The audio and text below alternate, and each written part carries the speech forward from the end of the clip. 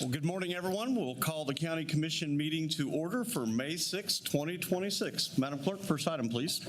Invocation to be observed by a moment of silence. Please remain standing for the Pledge of Allegiance.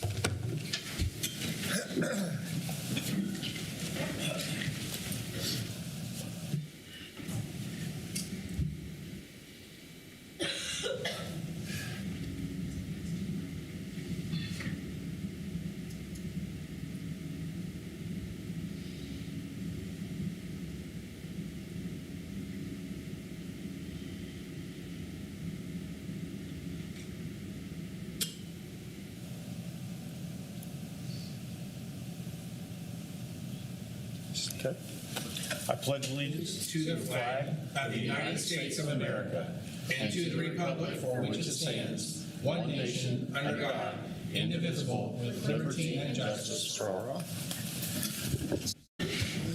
Next item, please. Roll call. Commissioner Meitzner. Present. Commissioner Beatty. Present. Commissioner Howell. Present. Commissioner Wise. Present. Chairman Blubaugh. Present. Next item. County announcements. Good morning, Nicole. Good morning, Chairman and Commissioners. Nicole Gibbs of Strategic Communications. The Sedgwick County Budget Simulator has returned for the 2027 budget process. Every year, commissioners and staff focus on providing high-quality services while balancing the amount of property taxes needed to support the work. You can visit sedgwickcounty.org/budget simulator to share your feedback on priorities and help us balance the budget. This simulator is open through June. Excuse me. This month, ComCare is offering 2 free mental health first aid classes. The Youth Mental Health First Aid class will take place on Monday, May 11th from 8 to 5 p.m. on the 3rd floor conference room of the Ronald Reagan Building. The Adult Mental Health First Aid class will take place on Monday, May 15th from 8 to 5 p.m. in the same location. To learn more and sign up, visit our social media channels.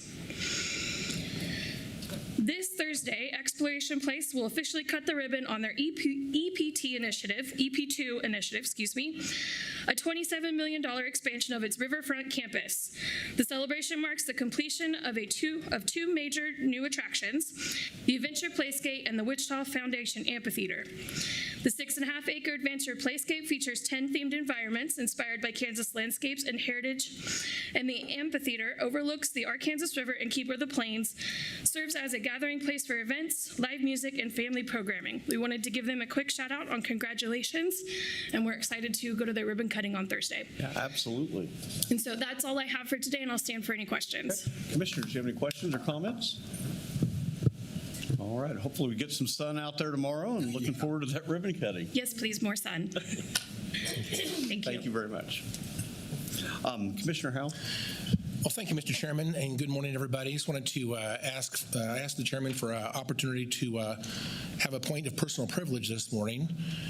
This is the first time in my 12 years on this bench that I've actually had someone reach out to me and wanted to shadow a county commissioner for a full day.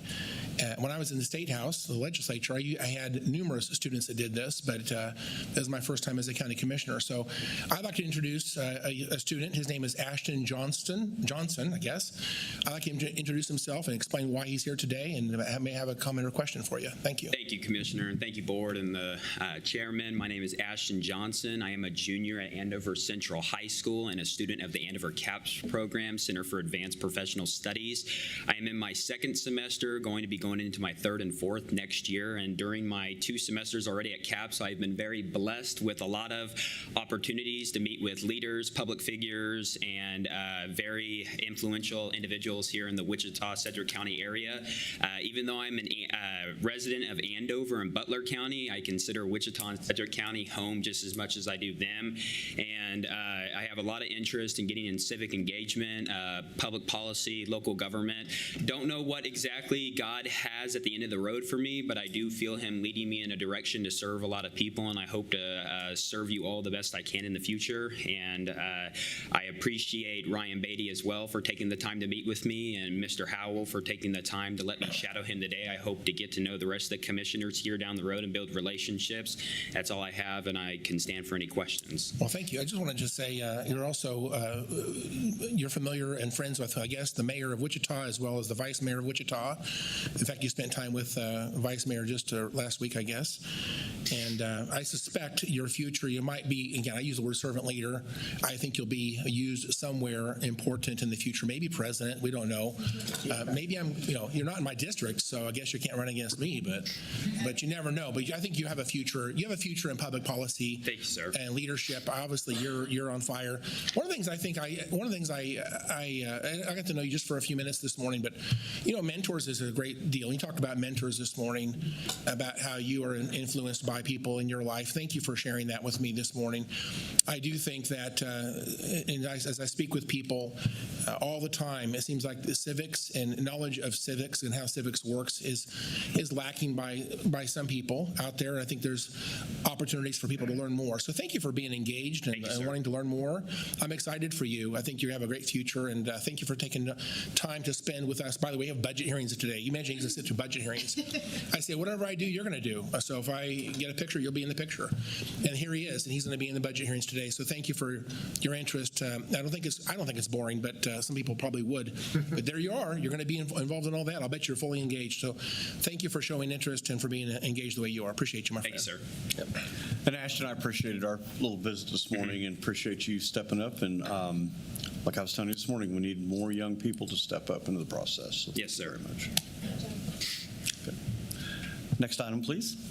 Consideration of minutes, item A, en banc meeting minutes of March 31st, 2026. Okay. Commissioners, you've all received the minutes regarding items A through D. Do you have any questions on those minutes?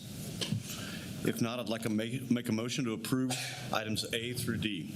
Second. We have a motion and a second. Madam Clerk, please call the roll. Commissioner Meitzner. Aye. Commissioner Beatty. Aye. Commissioner Howell. Aye. Commissioner Wise. Aye. Chairman Buba. Aye. And the motion passes 5-0. Next item, please. Proclamations, item E, proclamation declaring Police Week.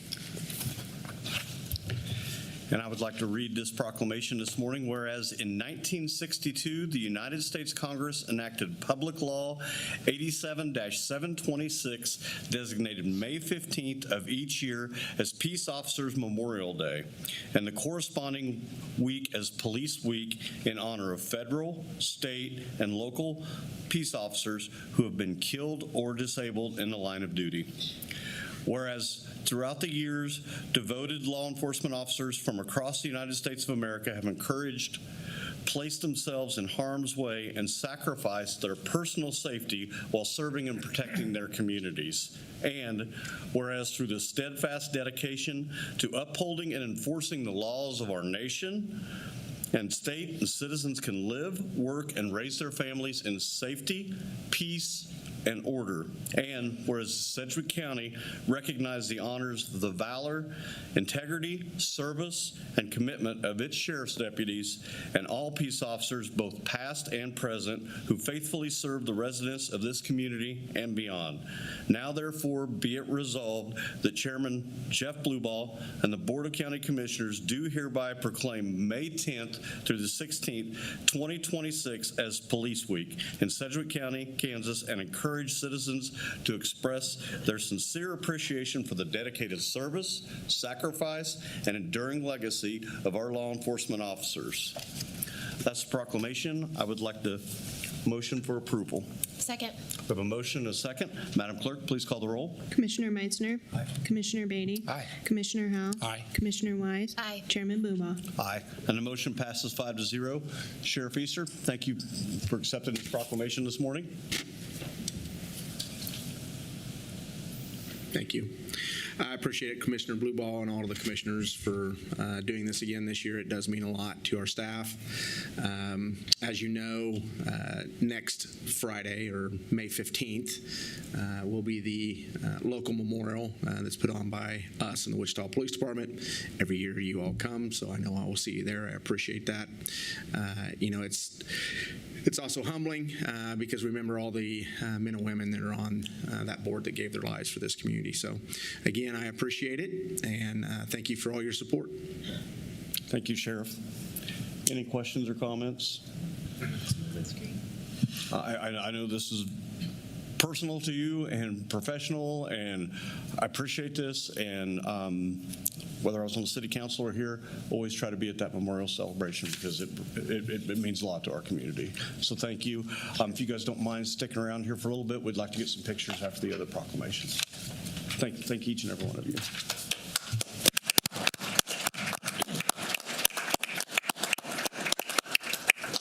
Madam Clerk, next item. Item F, proclamation declaring Correctional Officers Week. Okay. Commissioner Howell. Thank you, Mr. Chairman. And don't need to go too far, everybody, because there's three of these proclamations. I don't know who's receiving the third one, but this one, assuming this passes, will be received by Sheriff Jeff Easter, Colonel Schechter, Director Stephen Stonehouse, and Laura Gibbs, if she's here. I also see Mario's in the audience as well. So I just want to say you make your way up whenever it's convenient. But Mr. Chairman, I'd like to read this proclamation.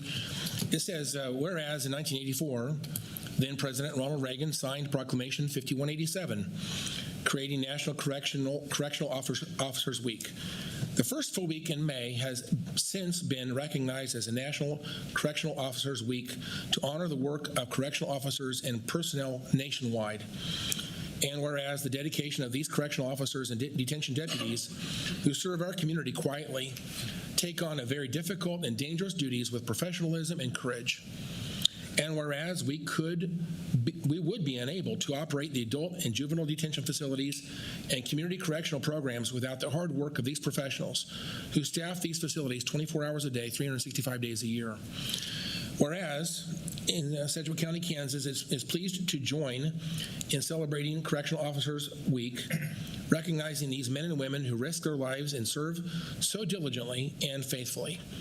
Now, therefore, be resolved that Chairman Jeff Blubaugh and the Board of Sedgwick County Commissioners do hereby proclaim the week of May the 3rd as Correctional Officers Week and encourage all citizens to honor and show sincere appreciation for the correctional officers who make it possible to keep the detention and correctional facilities safe each day. So, Mr. Chairman, I know this is very, very important. I would make a motion we adopt this proclamation. Okay.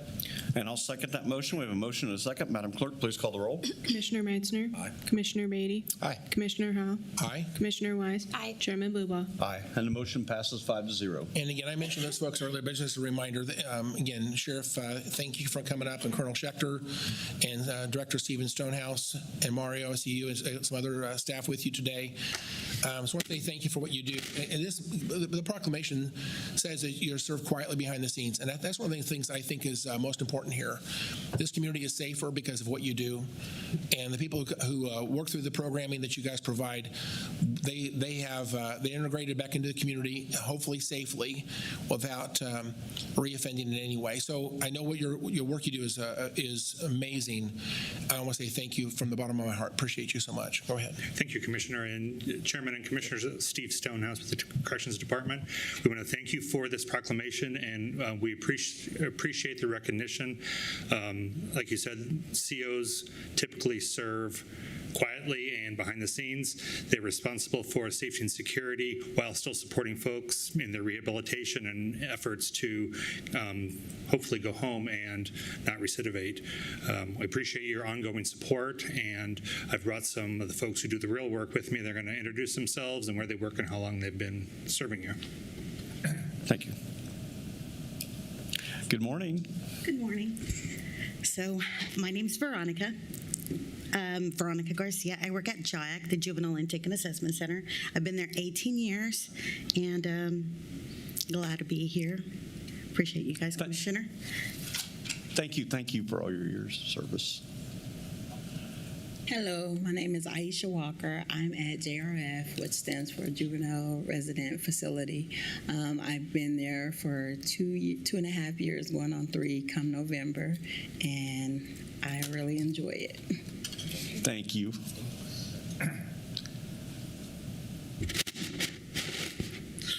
I'm Christopher Bowles. I'm a senior correctional officer over at the juvenile detention facility. I've been with Sedgwick County for a little over 2 years, and honestly, it's a great job. I never have a boring day. Thank you. Morning. Morning, Commissioners. Mario Salinas, Deputy Director of Juvenile Programs. Again, just want to echo what Steve said. A lot of these men and women serve 24 hours a day, 7 days a week throughout the year, and they provide a lot of services to our community to ensure public safety. So thanks again for the proclamation and continued support. Thank you. Thank you. Okay. Thank you. Thank you. Thank you. Thank you. Commissioner Baden. If I could, I'm going to take an opportunity here. I think a lot of people understand what happens in adult corrections and adult facility, detention facility, juvenile detention facility. Not everybody understands what happens in community corrections and the goal of trying to return people, to supervise them in our community and return them back to the community, a better citizen that won't reoffend.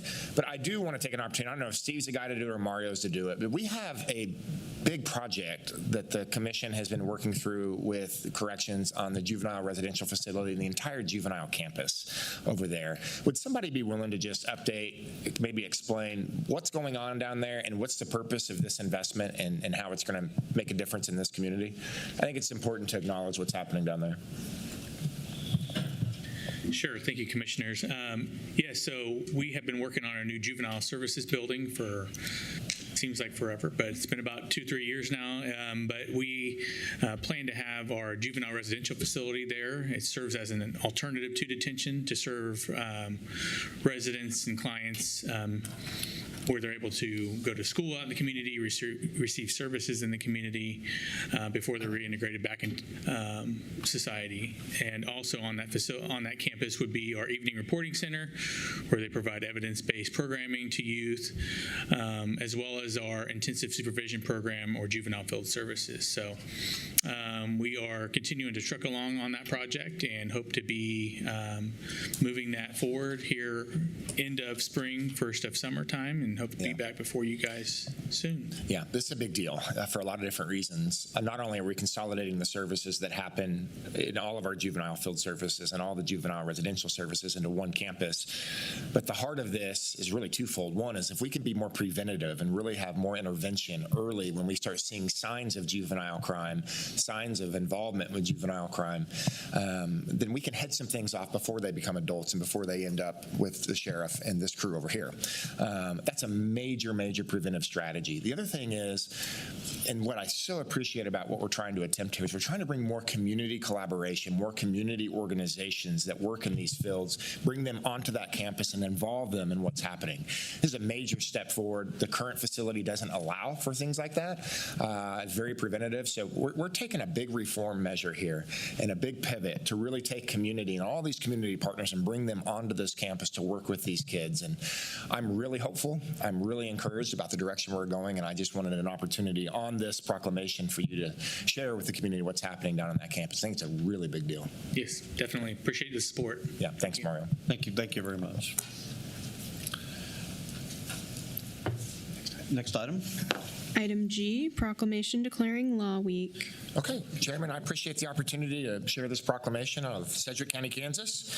Whereas the Declaration of Independence states that all individuals are endowed with certain unalienable rights, and chief among them are life, liberty, and the pursuit of happiness. And whereas today, as the rule of law and the American dream face significant challenges, their enduring strength and vitality are enhanced by public education and understanding about our rights and responsibilities. And whereas the rule of law ensures that no single person or the government is above the law, and that all persons, regardless of their status, must be treated equally under the law, and that no one will be denied liberty or property without due process. And whereas Law Week provides an opportunity to recognize the contributions of legal professionals, educators, and engaged citizens in building a stronger, more connected community. And whereas the Wichita Bar Association annually commemorates Law Week with the annual Law Day and Awards Luncheon that recognizes those in legal profession who excel in the practice of law, and provides public service initiatives through Sedgwick County, encouraging all residents to better understand and appreciate the law. And whereas the theme for Law Day 2026 is the rule of law and the American dream, encouraging all to consider ways to advance the rule of law and protect the rights, freedoms, and opportunities that ensure all persons in America can pursue and fulfill their American dream. Now, therefore, it be resolved that Chairman Jeff Blueball and the Board of Sedgwick County Commissioners do hereby proclaim the second week of May 2026 as Law Week, and we invite all to learn more about our legal system and honor the contributions of those who work each day to uphold justice, equity, and the rule of law. Chairman, you've heard this proclamation. I'll make a motion to approve it as read. Okay, I have a motion. I'll second. Madam Clerk, please call the roll. Commissioner Meitzner. Aye. Commissioner Beatty. Aye. Commissioner Howell. Aye. Commissioner Wise. Aye. Chairman Blueball. Aye. The motion passes 5-0. And we have some people here to accept the proclamation. Christy Campbell's the WBA president. I think Kristen Wheeler is the president-elect. I don't know if Jennifer Magagne is here, but she's the secretary of this, but welcome. No, none of those people are here. I'm Megan Townsley. I'm the vice president. And so, yes, on behalf of the Wichita Bar Association, we extend our sincere gratitude to the Sedgwick County Board of Commissioners for issuing this proclamation recognition of our organization and of Law Week. This acknowledgement is meaningful affirmation of the vital role that legal professionals play in upholding justice, supporting the rule of law, and contributing to the public good. We are honored by this recognition and remain committed to serving the residents of Sedgwick County with integrity, professionalism, and dedication. We deeply appreciate the county's support and partnership, and we look forward to continuing our work together to strengthen access to justice and promote civic engagement throughout our community. Thank you. That's great. Thank you very much. Well, yeah, thank you so much for being here today. And this Law Week is something that's a rather storied tradition here and that we honor here at the Sedgwick County Commission. I think it's appropriate to acknowledge that we deal with a lot of lawyers here at the County Commission. Oh, sorry for that. Obviously, our chief counselor, Justin Wagner, and his team, and the work that they do to make sure this county works and works seamlessly, it's significant. We appreciate, obviously, all the work at our county counselor's office, but also the district attorney that's a part of Sedgwick County government. Absolutely. And all the work of all the staff, the district attorney's office. Mark Bennett talks a lot about some of the challenges that the legal profession has in the state of Kansas. Not only are we graduating less law students, but we have less law students that are moving west of Topeka. Correct. And servicing our area in western Kansas. And he said he sees this as a significant challenge and threat to the capacity to serve justice throughout Kansas, and is advocating loudly for a law office and a law school down here in Wichita. So absolutely. No. He's going to continue having these conversations. I hope he yells louder. Yeah. Or not yells, but speaks very firmly. He speaks firmly, Yes. frequently. Yes, yes, absolutely. Well, thank you for being here. Thank you so much. We appreciate it. Commissioner Meitzner would like to speak as well. Yeah, but thank you. It's a great morning to recognize law, corrections, and all that goes with that. It's humbling. It's a reminder to all of us that it's kind of the fiber of our community is to make sure to protect and the safety. And I'd also like to recognize your friend, Verdina, who is here. And Verdina, we go back a ways because when Commissioner Blueball and I were at the City Council, Verdina was the mayor's assistant under Carl Brewer. And she did a really good job of training Jeff Blueball how to be a good person. She mentored him and trained him, so it was really good. But Verdina, welcome. Great to see you always. Always great to see you. And thank you. Great memories. And we do remember that Carl Brewer is no longer with us, and he was a good mayor and a good man. And but thank you. You were a good part of that team. So good to recognize you that you're here. Yeah. I'll echo his comments. Bernino, appreciated everything you did for us over there and helping us out. So we had a good team back then. So appreciated your efforts there. Tom, I just wanted on Commissioner Beatty's comments about the law school, and we've had this discussion a little bit. Not only having a law school here, but we interpret things down here in South Central Kansas a little bit different than they do in the northeast corner of the state. And for the last 150 years, all of our law has been interpreted by individuals trained and educated in the northeast corner of the state. This law school came up in our mayor, vice mayor, pro tem meeting, and it is one thing that we would like to put on our en banc for June is maybe have DA Bennett come in here or somebody, and we just kind of want to draw a little bit more attention to the need for a law school here. Okay. If I can add some color, this is really important. I appreciate you saying that. I would deeply ask that Mark Bennett come in and give a presentation. He and I got deeply involved in these conversations. Tom, you were as well. I talked to the chancellor of KU. We've reached out to Washburn Law School. Everyone expresses interest, but some of the conversations happening right now are more around a dental school here, which I do think is desperately needed. But when Mark Bennett talks about the casualty of not having lawyers come to practice west of Topeka, and what it's doing, particularly in western Kansas, to the process of justice. Mark frequently is having to help serve on significant homicide trials, murder trials, things that are happening in western Kansas because they simply don't have the personnel to carry out justice. And he's gracious in what he does. So I think this is a great segue into creating awareness of a public issue that is developing and growing. And Mark Bennett is leading the way in these conversations. And he sent us an email just the other day. So he's going to put his foot on the gas because this is a real problem that's brewing. Justin, I think you know some of these numbers of the fewer law students graduating, but fewer are moving down this way to graduate. Most of them are practicing in the Kansas City area.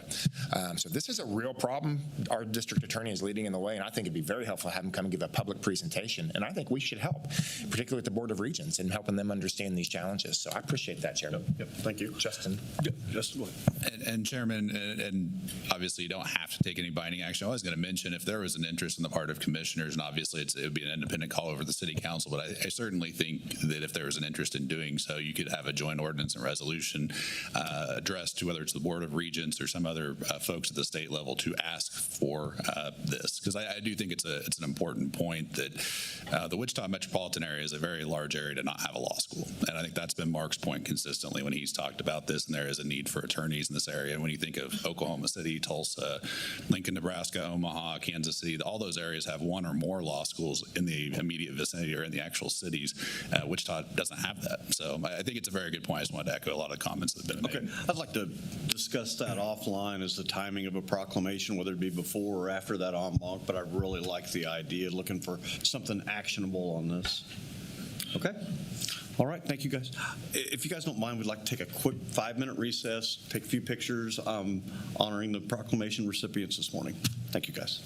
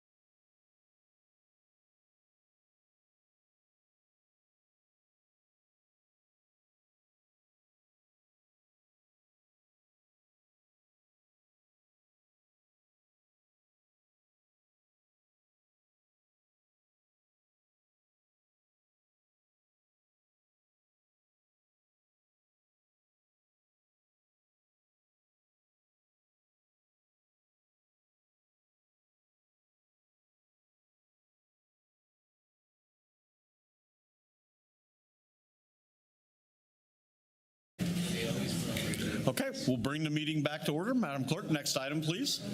Appointments. Yes, Chairman Justin Wagoner, County Councilor. There are two items under appointments. Item H would be accepting the resignation of Doug Kudelek from the Wichita Sedgwick County Food and Farm Council. He is Commissioner, I believe it was Commissioner Howell's appointment, if I remember correctly. And then item I is a resolution appointing Shanice Gatungo to the Sedgwick County Aging and Physical Disabilities Advisory Council as recommended by Commissioner Meitzner. You could just take a single motion to take the recommended action on both those items, Chairman. Okay. I would like to make a motion to pass items H and I. Second. Okay, a motion and a second. Madam Clerk, please call the roll. Commissioner Meitzner. Aye. Commissioner Beatty. Aye. Commissioner Howell. Aye. Commissioner Wise. Aye. Chairman Blubow. Aye, and the motion passes 5-0. Kelly, do we have anyone here this morning? Shanice? Yeah, you want to go? All right.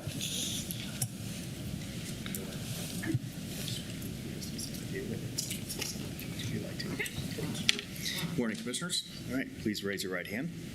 I do solemnly swear I will support the Constitution of the United States, the Constitution of the State of Kansas, and faithfully discharge the duties of the office of Sedgwick County Aging and Physical Disabilities Advisory Council, so help me God. I do. Congratulations. Good morning. Good morning. Thank you to all the commissioners, chairman, and especially Commissioner Meitzner. I am very excited to serve on this board. I've been called to be a servant leader for a long time, so I think this is a step in the right direction. So thank you guys so much.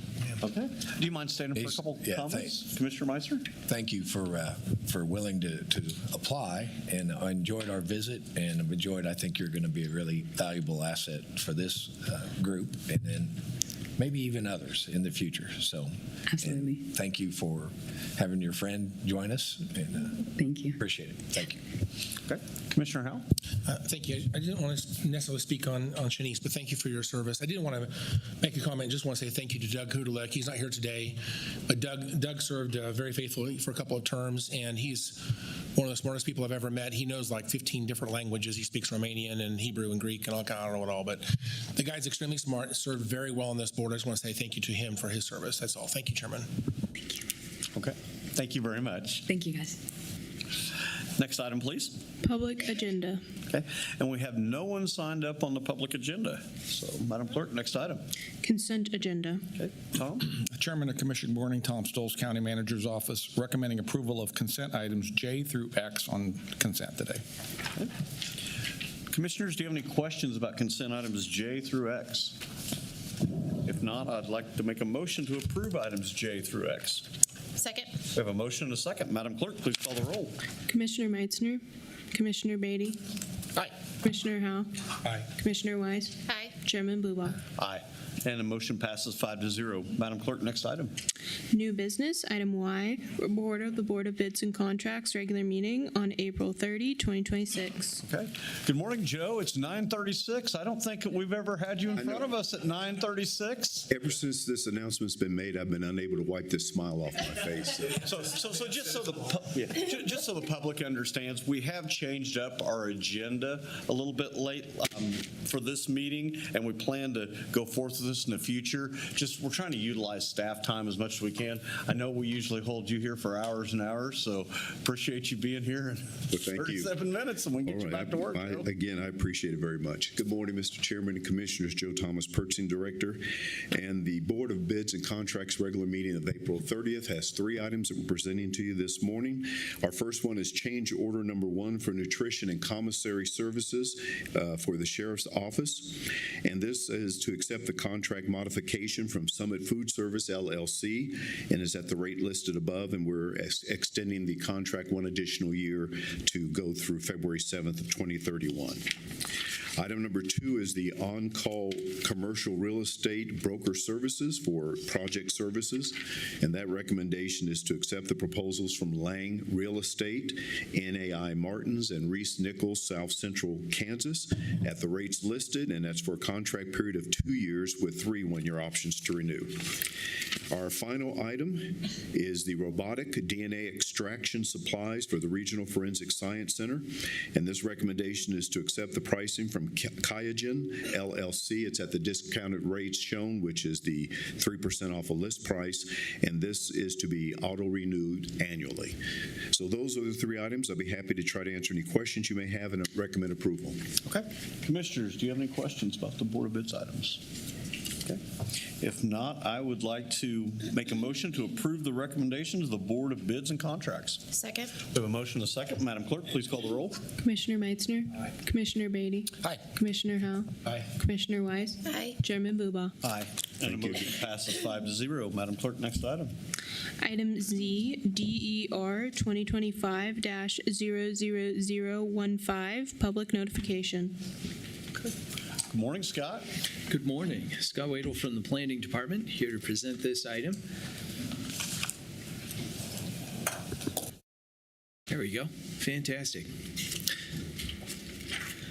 So for this item, the recommended action is to adopt the findings of the MAPC, approve the proposed amendments to the Unified Zoning Code, sign the resolution, and authorize the resolution to be published. And a quick note here is that as we get through this, I just want to emphasize that this would only, as written, it would only apply to City of Wichita zoning cases. And I'll make a reminder about that at the end. So in terms of the background, so this process was initiated by the Wichita City Council. It was based on feedback from members of the public and district advisory boards. And you can see the date here of the City Council workshop that was held on it. Here's an overview of the process to date, and you can see that it goes all the way back to 2022. So there's been quite a bit of discussion at the city about the notifications. Here's some quick recaps of some of the more recent meetings. The one that I do want to highlight, though, is the April 14th meeting where the Wichita City Council unanimously approved these amendments to the Unified Zoning Code. And just a quick note is that when they did adopt these, they made them effective for zoning cases that were received after June 1st. So gave people a little bit of time to get a heads up on the changes. So in terms of the analysis, so again, this is dealing with notification for zoning cases and really focusing on the letters that get sent out. As part of this project, we reached out to a number of communities and researched to find out what they do. In this case, it was really focused on the city of Wichita, so we contacted different cities. And of the cities that we reached out to, we found that all of them mailed notices exclusively to the property owners. In addition, we also look for best practices nationally, and the American Planning Association has a publication that they do on this topic. And in that publication, they encouraged jurisdictions to consider policies that inform renters and occupants instead of just property owners. So just a quick note about that one, and I believe this was included as part of your as an attachment to the staff report. So when we talk about public notifications for zoning cases, there's a whole variety of ways that that's done. We're focusing today on letters, but there's also the newspaper publication, there are emails that are sent out, there's yard signs that are posted, and then of course we also post information on the website. In terms of the letters, the purpose is to notify nearby property owners. And this is based on the state statute, which requires this. Again, the recipients of the letters are property owners and only property owners. For county cases, all counties in the state of Kansas, it goes out 1,000 feet as a requirement for the state statutes. Now, we do courtesy notices to the HOAs and neighborhood associations that are registered, so we also send those out as well. In terms of the process, the applicants purchase a list that's certified by a title company. That's to make sure that there's accuracy and a guarantee that those are correct. And that is required by the application form that we have in the planning department for zoning cases. Here's the existing cost. The existing cost for an applicant to purchase that list is $18 per property, and there's a minimum expenditure of $175. So if they only have a small number of properties, they have to pay that minimum fee. If it's above that $175 cost, then they have to do $18 per each additional property. And that list gives us the listing of the property owner and their mailing address. Then on our side at the planning department, we have a cost. We estimate about $2.64 to send out the letters. So we'll get the list from the applicants, and we'll use that to generate the letter and then also the envelopes to send out, and we go ahead and send those out to the people. So the recommended update that's coming to you from the Planning Commission is to distribute letters to the property addresses if those addresses are different than the property owner's address. So that would indicate that if the property owner, for instance, is in Florida, but the property is obviously here in Wichita, then a letter would go to that property. And again, that is just for Wichita cases. Now, there is a cost increase that happens as part of this. What happens is that the title company that we reached out to get where the majority of these lists are generated, they said there would be an additional $5 fee per property for the applicants in order to get that list. So instead of being $18, it would go up to $23 per property. Likewise, over on our side at the planning department, there's the $2.64 fee to send out the letters. That would remain the same, but in this case, we would be sending out additional letters, more letters than we would, because we would be sending them to the properties as well. Now, one of the questions that came up was how much do we approximate that might be in the course of a given year? And so what we did was we looked back at 4 months worth of data, and you can see that here on the table. The long and the short of it, though, is that we estimate that it would be somewhere around $2,500, maybe a little bit more than that, on average for us in the planning department to send out those extra letters. So that's the financial impact that we would see here at the planning department. Now, there is the text of the proposed change, again, emphasizing that it's just for the City of Wichita notifications for zoning cases, and that is attached to your staff report. Just wanted to highlight it here. Now, there was also a discussion and good conversation about the addresses in the unincorporated county that have a Wichita address. So in the unincorporated county, sometimes there are properties that are assigned a city address for the purpose of the post office. Initially, I thought that was based on the school districts, but we have discovered that is actually a little more complicated than that. It's based on zip codes and the servicing post office. So it's going to vary from spot to spot. But the intention, the reason why I bring this up is because this change is for the City of Wichita, but for administrative purposes, if we have property addresses in the unincorporated county that have a Wichita address, we don't think that there's very many of those, but if they do occur on the list, we would just go ahead and send them the extra notice, similar as if they were in the City of Wichita.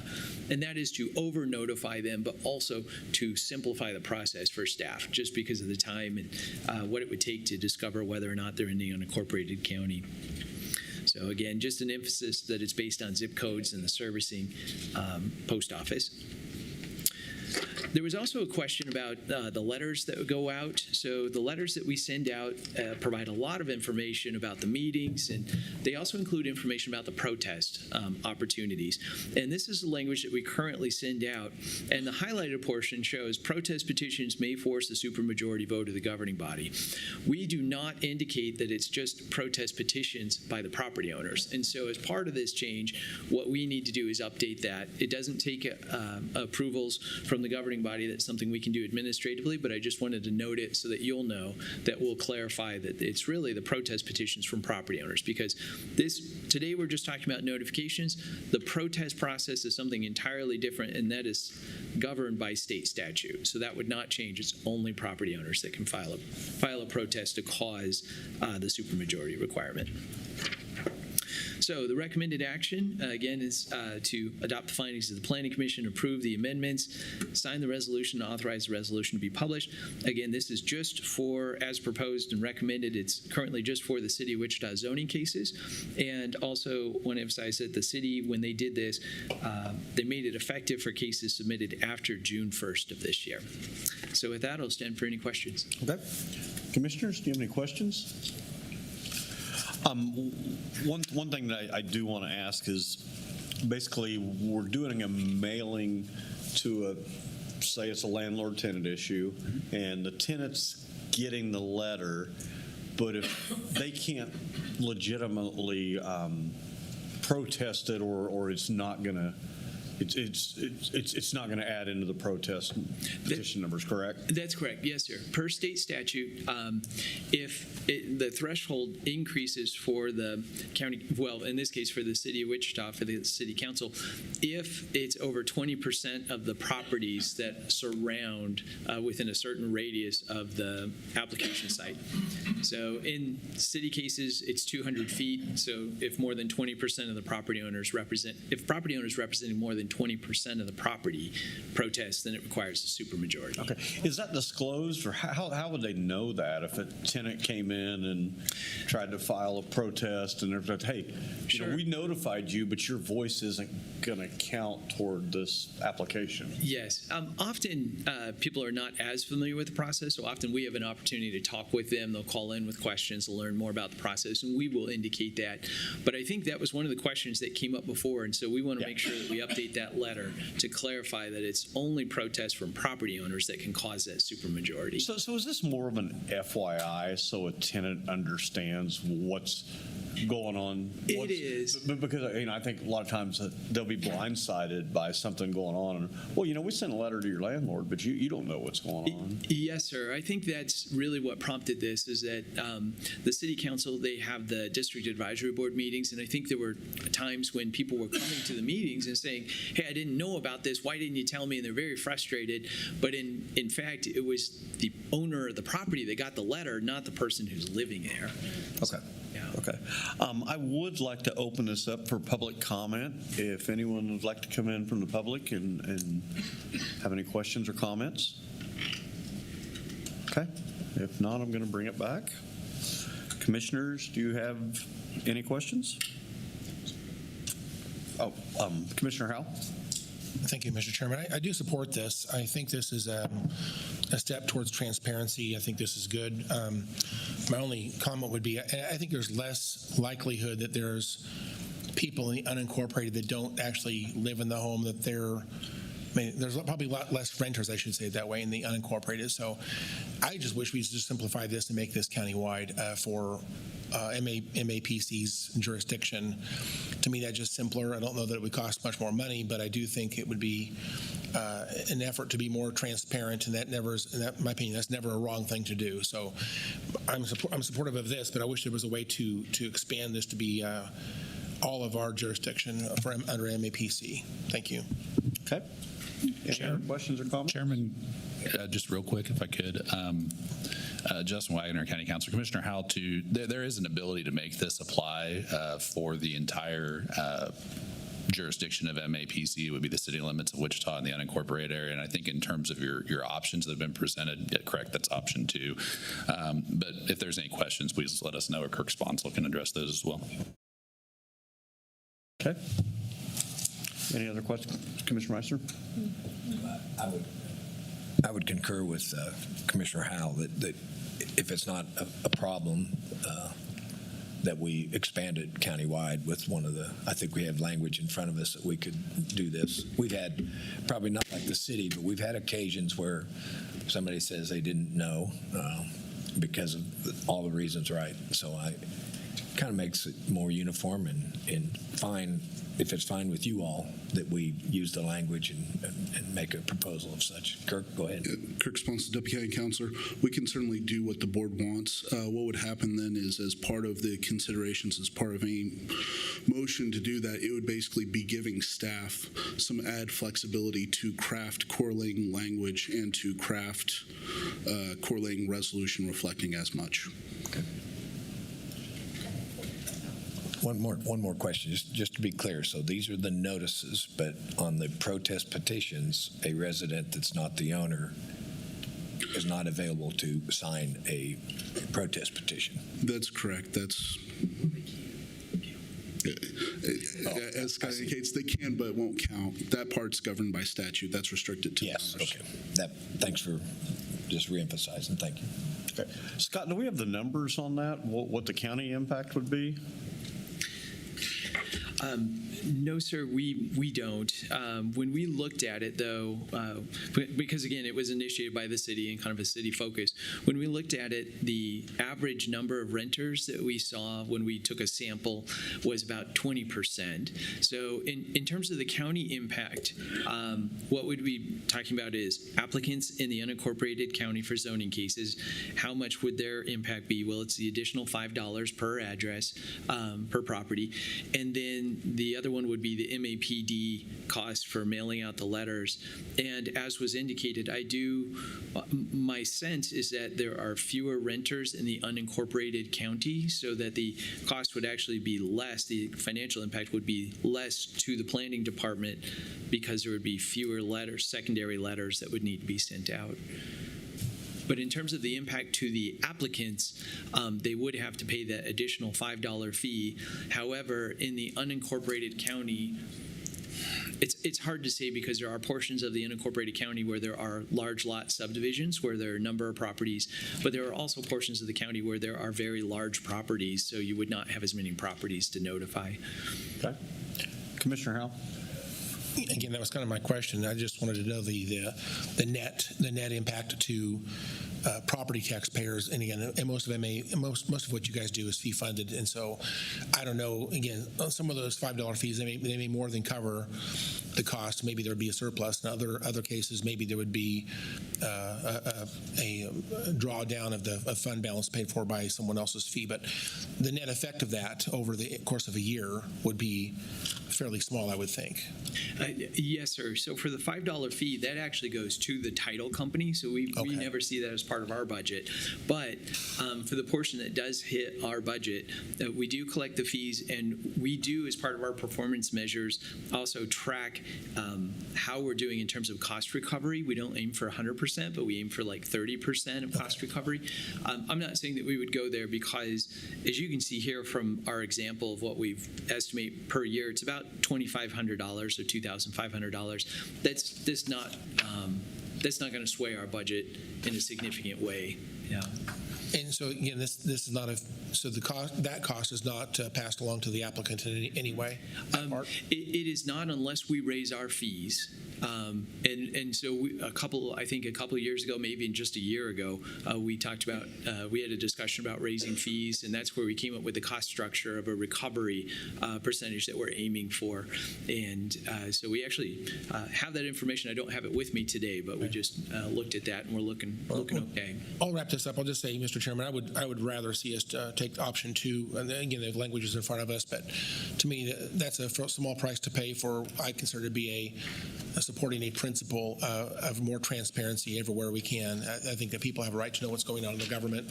To me, that's the right thing to do. So I would hope that someone makes a motion for option 2. Chairman, I guess if we've heard what we need to hear, could I go ahead and make my motion? Sure. Okay. I move the board adopts the findings of the Metropolitan Area Planning Commission and approves the proposed changes recommended by MAPC, but with the additional modification that public notice requirement changes also apply to zoning applications in the unincorporated area of Sedgwick County. As part of this application, I move that we authorize staff to craft correlating unified zoning code language, and that such changes be reflected in a resolution to be signed by the board. Second. Okay, we have a motion and a second. I would like to make a substitute motion that we delay this for 2 weeks to better understand the financial impact on the county. Okay. I'll second that. Okay, I have a motion and a second on the substitute motion. Madam Clerk, please call the roll. Commissioner Meitzner? Aye. Commissioner Beatty? Aye. Commissioner Howell? Aye. Commissioner Wise? Aye. Chairman Blubow? Aye, and the motion passes 5-0. Madam Clerk, next item. Item AA, budget increase for Kansas Legal Services for expansion to protection from abuse docket. Good morning. Good morning. Chairman and Commissioners, Joni Wilson, District Court. I'm here to discuss a request to increase funding to fund KLS for appearing at a full-day PFA docket as opposed to a half-day docket.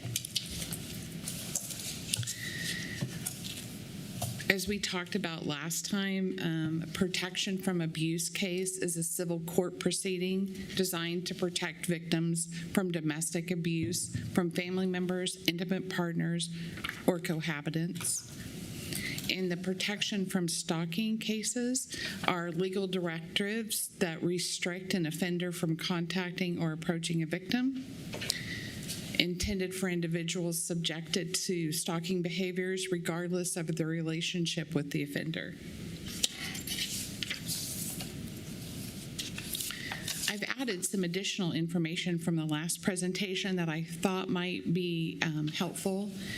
In 1994, the federal government passed the Violence Against Women Act.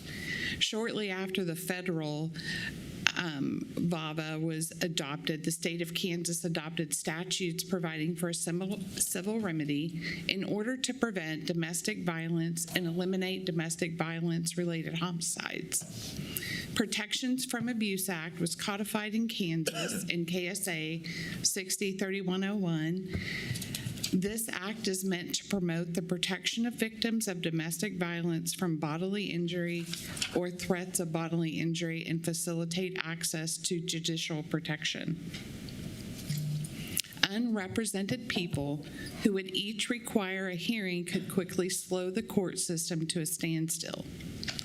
Sedgwick County District Court entered into a partnership with KLS Wichita office to provide services to victims of domestic violence while helping the court move these cases through efficiently. KLS has provided these services for over 30 years.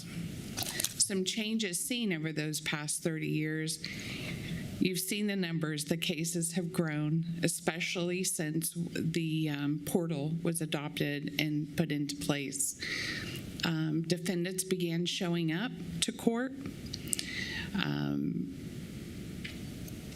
They were contesting final orders. This docket started out in one courtroom, but the cases grew so large they had to move it to the jury room. And as you're aware, the jury room is now not large enough to hold the docket for the half day that was originally scheduled. So we are requesting to move that to a full day docket so that the plaintiffs and defendants have time to meet with KLS, with advocates, and then time before the judges. In 2025, there were 2,861 PFAs filed in Sedgwick County. Approximately 1,470 people appeared for hearings on those petitions. And 150 people that appeared were conflicts for KLS, or they decided to proceed on their own, and those cases were heard without any assistance. KLS provided services to 1,320 clients in 2025 and 3,352 hours of direct service to residents of Sedgwick County who requested protection from abuse. Volunteer attorneys assisted 3 additional clients and provided 41 hours of client representation in those cases. Of these cases, 984 individuals assisted by KLS had an income below the 150% poverty line. Sedgwick County has buy-in from community partners, making victims aware of these resources. There has been a 30% increase in cases since the online portal has been opened, allowing victims to apply for a PFA online 24 hours a day. KLS provides attorneys and paralegals at the PFA docket. They meet with the plaintiffs that are not conflicts. KLS listens, provides guidance, and assists plaintiffs with obtaining the protection they deserve. They coordinate with victim advocates to provide safety planning. Orders and pleadings are drafted by KLS. They gather evidence and effectively represent the victims in all hearings. They initially attempt to negotiate with any defendant who appears, agreeing to a continuance if they wish to seek counsel. Otherwise, they work with the defendant to attempt to resolve the cases. This frees up the court's time to hold hearings. Having KLS in the courtroom prevents the victim from being re-victimized. And I brought some of the slides also from the last time I was here, so just showing you the increase in the PFS and PFA cases combined. And I went over this, but I kind of wanted to reiterate that when we get a case, they need to be docketed within 21 days of filing. So we cannot control the size of that docket by spreading it out to a different Thursday. In Sedgwick County, PFA, PFS cases have traditionally been scheduled on Thursday in the jury room on the first floor of the courthouse. And I've also included in your handout the statutes that cover the PFA and PFS docket. And again, we do not charge a docket fee for these actions, and that's by statute. So the changes for the protection from stalking cases, due to the increase, we have moved the PFS cases that were traditionally heard on Thursday mornings to Zoom hearings on Monday, Tuesday, and Wednesday mornings. The benefits are the parties will not have to be in the same room with each other, and it greatly reduces the number of people coming into the courthouse, and it allows more time for the parties to speak to advocates, attorneys, and judge for the Thursday PFA docket. Since the PFS cases were moved online, the morning docket now has availability to handle more PFA cases. And in my conversations with KLS, they would be ready to move forward with this at the 1st of July.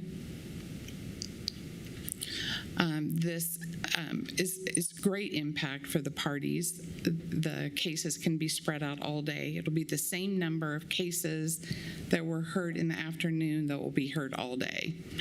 And it allows more time again for the parties to speak with advocates, counsel, and judges. And it also reduces congestion in the jury room and the entrance of the courthouse. The increase requested, I believe the total is $2,083 per month, and that would be a $55,000 annual increase. But this request is just for the remainder of 2025, 2026, and we will talk about extending this for years future this afternoon. Okay. I would be happy to answer any questions. Okay. Commissioner Howell? Thank you, Mr. Chairman. The reason we're talking about this today is because about a month ago I had some questions, and unfortunately I didn't get my questions answered in time for that came before us to make a decision. And I had outstanding questions that did not have answers yet. So I want to say thank you to Matthew Keenan. Can you tell me who that is exactly? Well, I know that he's Rhonda Sullivan's boss with Kansas Legal Services. Right. Okay. Yes. I didn't get his title, so I wasn't sure how to describe him. But we had a very great conversation. I learned a great deal about what KLS does and why this is important. I know that our court system and really everything that happens in that building ultimately is a cost to taxpayers. My first comment would be, I would say it's sad that we actually have to do this. These are problems that are getting worse in our community. So the realization is that we have more court cases, we have more district attorney, more people working in the district attorney's office, we have more law enforcement around this community because things are in many ways getting worse. And so it's a concern, and in many ways it makes me very sad. But having said that, this request is relatively small considering the size of our budget. So I do think this is important, and I would like to be the one to make a motion today to take the recommended action. Thank you.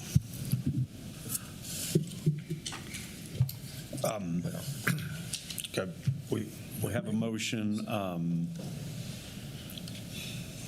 I'll second the motion, but we still have some discussion. Yeah, I just want to make the public aware. Thank you for this. I think anytime a commissioner asks for more time, I think it's been historic here at the commission. We try to give a commissioner more time. They're reasonable questions to try to sort through these things. I think it's important that we also realize that this isn't the only area that we're having unique conversations about how do we scale to meet modern inputs, EMS, fire, sheriff's office, all these costs, what's happening in society society and in our community is the inputs into the public safety system, the court system are increasing, and we've got to find ways to scale to meet those needs, while also keeping in mind the burden that our taxpayers are paying, and how do we balance those needs. This, in particular, is sensical. It's very much in line with what we have to do, very much in line with reaching and spending reasonably to make sure that vulnerable citizens in our community that need help with PFA, PFS, get the resources that they need. So we appreciate that you've brought this to us, that you've made us aware of this need. It's also worth noting that this will come from the public safety contingency for this budget. This is a mid-year budget cycle. So this is a request happening in the middle of a budget. We'll do this out of contingency. And as you said, we'll have this conversation about future ongoing, in the 2027 budget in particular, when we have decision packages to come before us. So this makes a lot of sense. This is squarely in the purview of what this county does and what the courts do. And we appreciate the opportunity to support the good work that's happening. Thank you. Okay. Commissioner Wise? I just wanted to point out something, a point of clarification that I had to make for myself, and maybe others in the public might need that clarification too, is this isn't a service that's required for us to provide, but by state statute, should we provide it, we cannot charge a docket fee to do so. So this is a very important service that we are choosing to support, and I think that we need to support, but just wanted to add that clarification that though we're not legally required to provide it, we also cannot charge a fee for it. So, thank you. Okay. We have a motion and a second. Madam Clerk, please call the roll. Commissioner Meitzner. Aye. Commissioner Beatty. Aye. Commissioner Howell. Aye. Commissioner Weiss. Aye. Chairman Blubow. Aye. Motion passes 5-0. Thank you for being here this morning. Thank you. Madam Clerk, next item. Item AB, operating agreement for the First Responder Wellness Facility.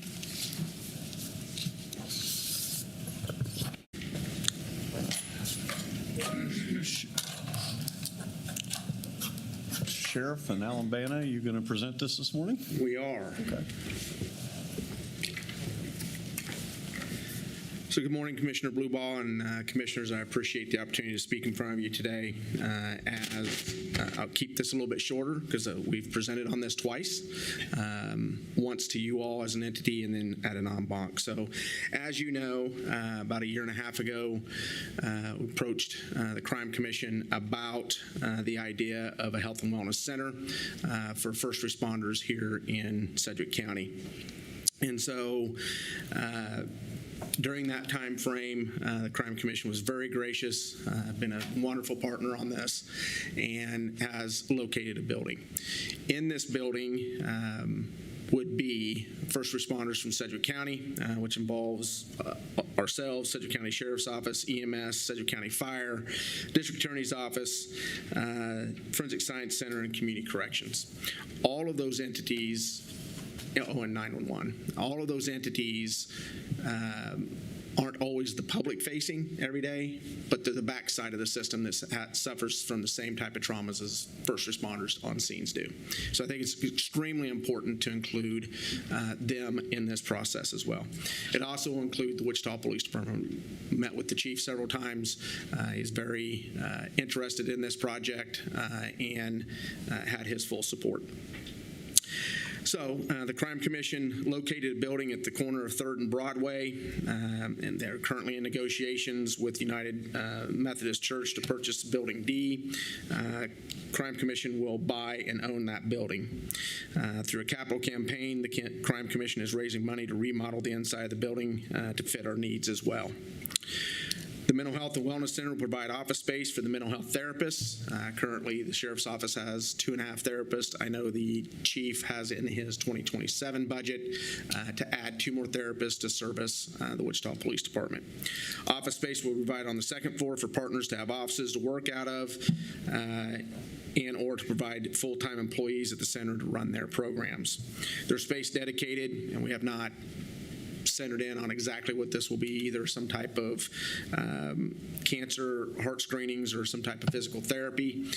We're in talks with WSU to see how they could maybe assist us in some of that, along with Ascension when it comes to the screenings and cancer screenings. There will be a full gymnasium. It will be half of workout equipment and half gymnasium that is available 24 hours a day for first responders. The third floor of the center is all conference rooms. All the partners expressed their frustration with not having enough training space. A total of 5 training rooms will be available on the third floor.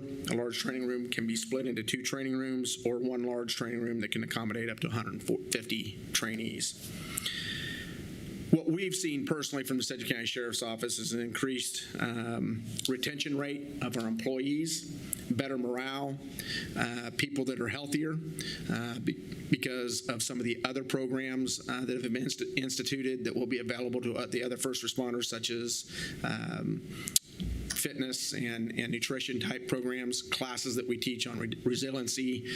All of that will be available to our other partners. We also secured a $750,000 grant to build out those programs from a private donor. And so all of the partners will be part of that program. And so with that, I'll take any questions, but I'll let Mr. Banta with the Crime Commission kind of talk about their journey on this. Before we go to Alan, I did have a quick question for you. You know, we've been going back and forth with the city working on this. I'm wanting to do this jointly. And from our understanding with the mayor and vice mayor meeting that Pro Tem and I had is the therapist for WPD was very, very important part of this. Yes, with talking with the chief and during the en banc, he brought that up as well, that it's extremely important. Unfortunately, they've had some tragedies over there, one in particular, that kind of brought this to the forefront, and it is something that he has talked about with his staff, with us as well, because he's acknowledged the fact of what we were doing over here has probably saved some of our people, their careers, and possibly even their lives. I just want to highlight that, how important officers, law enforcement officers, they see things that the rest of us never see, and they see it day to day to day, and it's their norm, and it's just, you've got to have somewhere to get it out of your head. Yeah, it takes a toll. It takes a toll on firefighters and EMS personnel too, and our 911 operators are taking those calls. Yep. That's not an easy job over there. Yep, And so, yep, no, and then you throw the back end of that system into it, and it's not pleasant what you see inside the jail or in community corrections. Yeah, no, you're right. Firefighters, EMS, when they come up on a scene, they see things that we just can't imagine. So thank you. Thank you. Alan? Well, thank you for consideration of this, and thanks to the sheriff for his staff for leadership. That's been critical as we've went through this process. I also like to thank the county manager for his hard work on the MOU, and Rusty Leeds also. But I'm not going to be redundant, but I'll try to fill in a few of the gaps here. When we met with the chief and the sheriff and the DA about 18 months ago and asked them, what would help them recruit and retain, and what's their big ask? Because what we've seen at the Crime Commission, and instantly we're 75 years old next year, and we've got a number of our board members here, also our president, Ed Pavey, our executive director, Sharon Van Horn back there. We've got 200 members who are, very, very, very supportive of our community and first responders, law enforcement. So we said, what's your dream ask? And the sheriff had been down to the facility, health and wellness facility at Louisville, and he brought that up. We started talking about it. The chief and the DA were all over that. Well, that's a big ask, but we decided to take it on. And so we went out, and there were a number of parameters that were a little difficult, needed to be basically downtown, needed to have a gym, and the kind of dollars that we're going to be seeking were not insignificant, far more than anything that Crime Commission has ever taken on before to raise.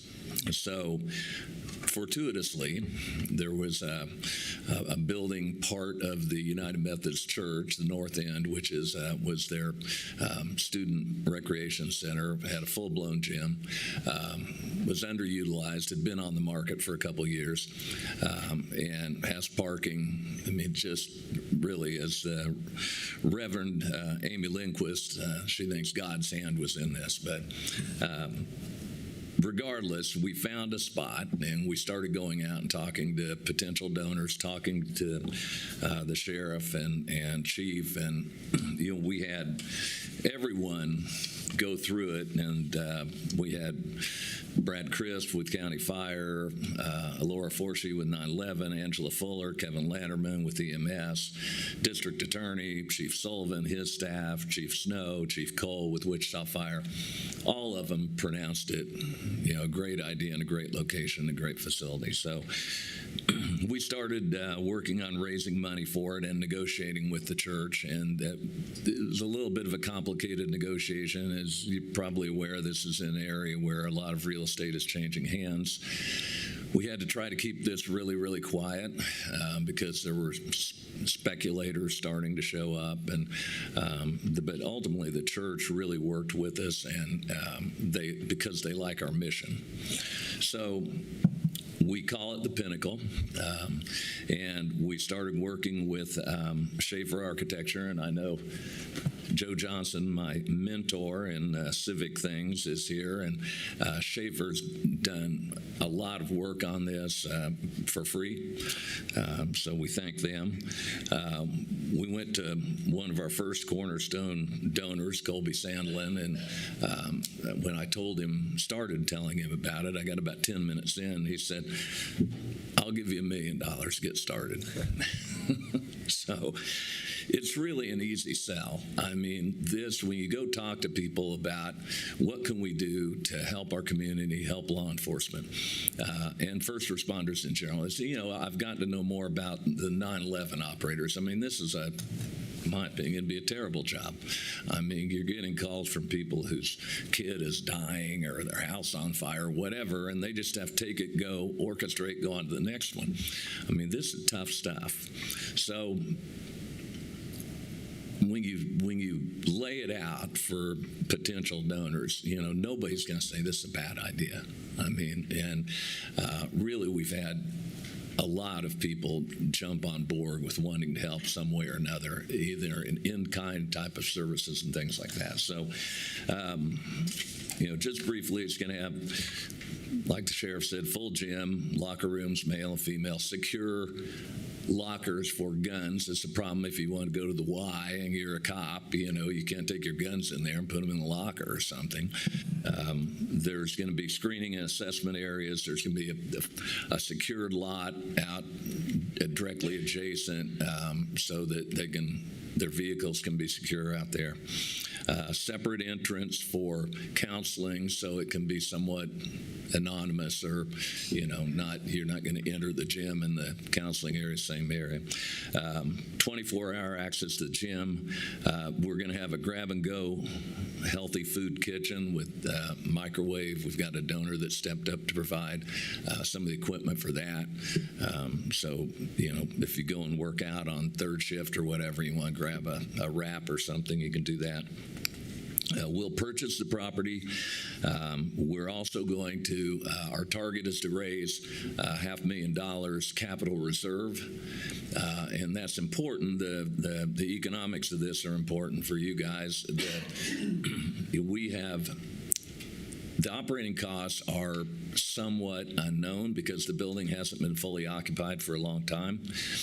So you can't really go back and use historical electrical or water or whatever. Plus, we're going to go in with new systems, more efficient lighting, all that kind of thing. We estimated the cost originally at around $250,000. As we researched and refined that more, we got down further on that. What Tom and the county team has determined that if they're involved in the operations, then we can get down further. But still, it could be considered, and I think the city considered a potential open-ended funding ask. And so the Crime Commission stepped in and said we would backstop that. So any operating costs that exceed $94,000 per city, per county, we'll pay it. And then furthermore, if the elevator breaks, or there's some significant repair or capital expenditure, we'll use this capital reserve to cover that too. So really, you're cost-wise, you're insulated on the operating costs and on the capital expenditures for 5 years. So at the end of that time, we would anticipate we would give the property to the county, and Crime Commission would be out. So we plan to start renovation this summer. We want to be open by early 27. We've got general contractor letters ready to go out, and we intend to close on the property. Right now, we've got it set for next Tuesday. Contingent on closing is that we have an MOU between city and county. City passed yesterday 7-0. So we're ready to go. We appreciate your consideration and hope that you will agree to accept this gift from our donors that they're bringing to the city. I think it'll be beneficial for our community for generations. Yep. Alan, appreciate everything. Commissioner Beatty? Yeah, just some thanks. I want to pause. You mentioned about Schaefer Architecture and all of the work they did on this. Joe's up there, but that entire team, thank you. Yeah. I also want to thank Reverend Amy. You did mention her at the United Methodist Church over off of Broadway. They've been advertising that building, and I think they held some other offers off because they wanted to do business here. They saw the need here, and they wanted to do this. So thank her, her board, her congregation for their investment. Yeah. I want to thank the Crime Commission and a lot of people from the Crime Commission here. You have given a gift to this community. I think it's quite apparent that if it wasn't for your private philanthropic gift, that this wouldn't come to fruition. Local government and where we're at in community today, this is something that we would not have been able to do without your gift. And this is an important gesture. It's an important need to serve for our first responders. So without the private partnership, without the leadership of the Crime Commission and your generous donors, this doesn't happen. So thank you. You've given an incredible gift to this community.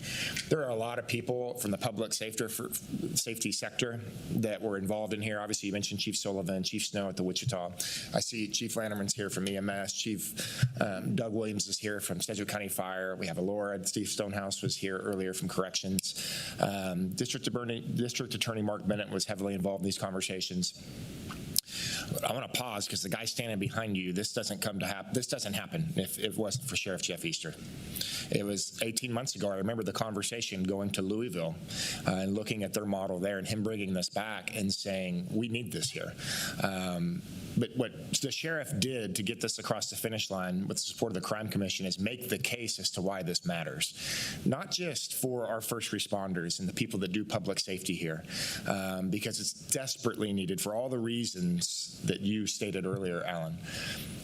But it's desperately needed for our citizens, because when we have from the call coming in to the courts and corrections, and we have healthy first responders, they are more apt and capable to make calls that respond to the citizens that need the service. This is an ecosystem, and it all works together. So, and it was the sheriff that made that case to the public. So, Sheriff, we are keenly aware of your leadership in this. This is a legacy project that it's a partnership with the Crime Commission and public safety sectors that will reap benefits for generations to come here. So I just want you to know that this commission realizes that who got these things across the finish line, and we're grateful for the gift from the Crime Commission. We're grateful for the leadership that took place to get it here. So God bless it, man. This is a big deal. It's a big, big deal. Thank you. Commissioner Howell? Thank you, Mr. Chairman. I'll say it up front that I'll be supporting this, but I do have some technical questions. I'm not sure that you can answer them or who can answer these, but just a couple things I want to ask about. It looks like that the county will, in fact, own this building in 5 years. That's our intention. But that's in the contract, so it says it shall be transferred to the county. Yes. Am I wrong? It sounds like we have the right to reject that transfer, but there is an intent to transfer this to the county ownership. Kirk Sponson, Deputy County Councilor. You are correct, Commissioner, that it will transfer to the county, but the board reserves the authority to reject that transfer after the 5 years. I will also say for the public, this was a process to get the final wording finalized, and so the actual agreement was not in the back of material, so I would note for the public, there are copies available in the back right now. And with that, we talk about collaboration, but the relationship that we have after 5 years is uncertain at this point. We don't know what happens in terms of who pays for what at that point, just because there's all the obligations for really all three parties is, I guess, to be negotiated at that point. We don't know what the Crime Commission will do or what the city will do at that point. So I have some concerns that the county may be.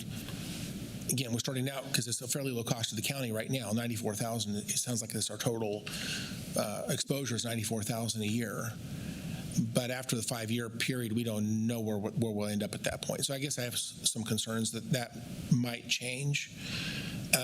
I would, the state language right now we're dealing with is a 3% per year number, or CPI, whichever's less.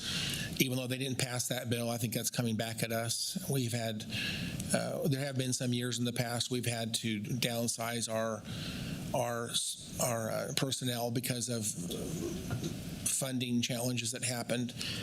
I have concerns about what happens after 5 years. And so a couple of other things here in terms of city and county, being collaborative and sharing everything.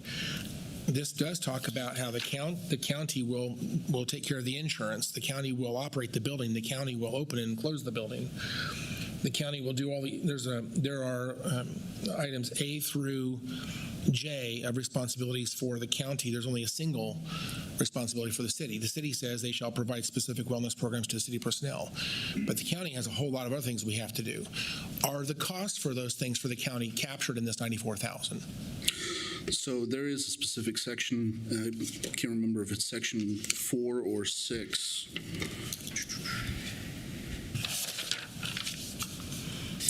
It's section 4 that goes into specific details about what the split operating costs are, utilities, some of the casualty and commercial general liability insurance, the property taxes. Some of those things are being considered as part of the operating costs. So that'll be covered within the $94,000 a year. Those would be, yes. One other thing, it sounds like, I'm curious about the utilizers. I know that when you say public safety, I assume that includes our 911 folks, okay? Includes our EMS folks, includes our sheriff's officers, our jail detention deputies, and what about our corrections officers? Are they part of that? Yes. Okay. And we mentioned district attorney staff. What about crime commission personnel? Are they going to be part of this? Because it wasn't clear in the earlier, one of the documents wasn't clear whether they were included or excluded. Yeah, no, I do not believe they are included. If you give me 1 second, there is a specific section that lists out those who are automatically qualified, and it does leave open the opportunity for other municipality first responder personnel to join as well. Would there be any financial responsibility for the other municipalities should they do that? It's not specifically addressed in here. What I will say is for the duties of the city and the county respectively, they're both individually responsible for providing programs to their own personnel. It does reference in here that, hey, there could be other provision of services to non-party personnel or other party personnel that could be codified through additional agreements, which could include compensation. Which brings me to another question here. I know we're saying county fire is part of this, but county fire is not part of county government. It's a different governing body, and they have a different budget. And much I want them to be part of this, I want to just clarify: they're not a financial partner, but we're just giving them essentially free access to this. It sounds like that's included. The way that it was laid out within the contract, that distinction nuance was automatically indicated, where it's like, hey, county personnel in these departments you are allowed, city personnel in these departments you are allowed. Also, additionally, automatically, Sedgwick County Fire District number 1 firefighters are allowed as well. So then, what about other, like for example, other police departments in the county? Would they have? You mentioned other municipalities, but there are other police departments that have similar needs, I would say, and I guess I'd like to be collaborative and inclusive and invite them in if possible. So the language is permissive. I think part of that goes to discussions of the board that will be established to kind of govern and manage this facility.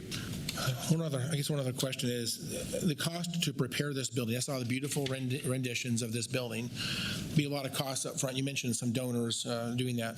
There's a $94,000. That's operating cost. Do we have any costs in terms of preparing the building? No. We have none. Okay. And when it transfers to the county, the condition of the building at that point, I mean, I assume that, for example, the mechanical portions of the building, the roof and things like that, when we receive that building in 5 years, should we receive it, it seems like we would like to make sure we're not bringing on a lot of deferred maintenance at that point. So is the intent on the front end to refresh the building completely in terms of roof and mechanical and all those things that are needed? Yeah, we've got it. Fortunately, the building was built in 1986 and is in good shape. Okay. There's no asbestos or anything like that. The systems are all up and working. What we're going to do is bring everything up to a more modern standard. And that's not to say we're going to replace every single thing. Obviously, there are some budget constraints here, but Schaefer has engaged a group that has done a full assessment of all the systems and the property and rated everything of 10-year life, 15-year life, or whatever. And so, if something is under a 10-year life, then that will get a lot of attention. But basically, the roof, the boiler, the systems are good. They just need to be updated. So you made a good point about the transfer, and I'll just say this: I understand where you're going with that. Keep in mind we would be approximately 1 block away from where Chase Coke's going to build a facility that's north of $50 million. Okay. He owns every property across the street to the east. In 5 years, as a guy who does some real estate, I wouldn't mind owning this property. Yeah. Well, that's great. And I guess one more question, maybe for the sheriff, or maybe, I'm not sure who can answer this, but during this 5-year period of operation, again, I don't know when the 5-year window begins, when we sign the contract or when it's open. It might be a technical question for legal, but during the operational period, when we're moving towards that 5-year termination point, we'd like to know performance measures. For example, out of all the people who would have had access to this, how many of them, in fact, used it? How many hours, or how many times did they visit? Because we'll have a decision to make in 5 years on how this was utilized and what services were provided. So that data needs to be captured between now and then. And I guess you can comment on that. And I have one final question. Go ahead. Yeah, we capture within our health and wellness unit already. We capture that data, and that will continue on our side.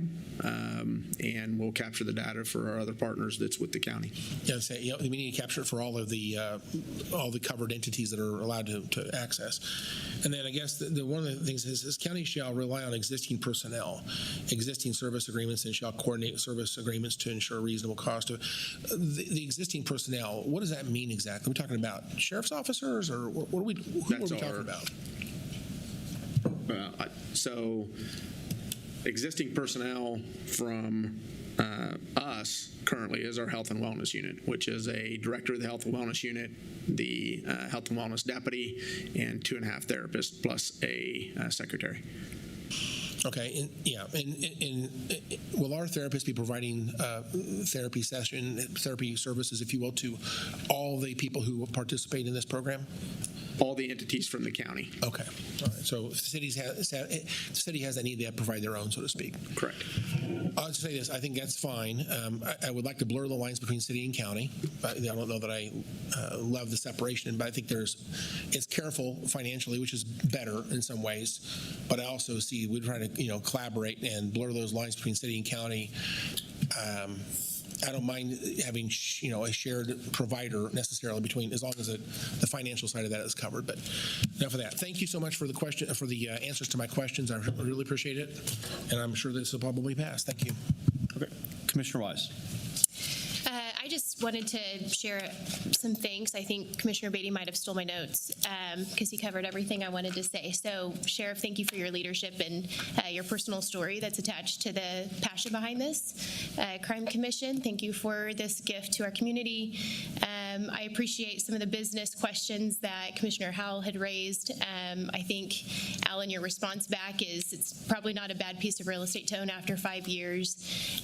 And I do want to make sure from a staff perspective, or Sheriff, if you're kind of taking charge a little bit of this, that we are looking at what happens in 5 years, and that might be dependent on the shared responsibilities with City of Wichita and maybe some other municipalities. But I'm excited for this. Thank you for everything. Thank you for involving us in walkthroughs and tours and giving us all of the information a couple times maybe.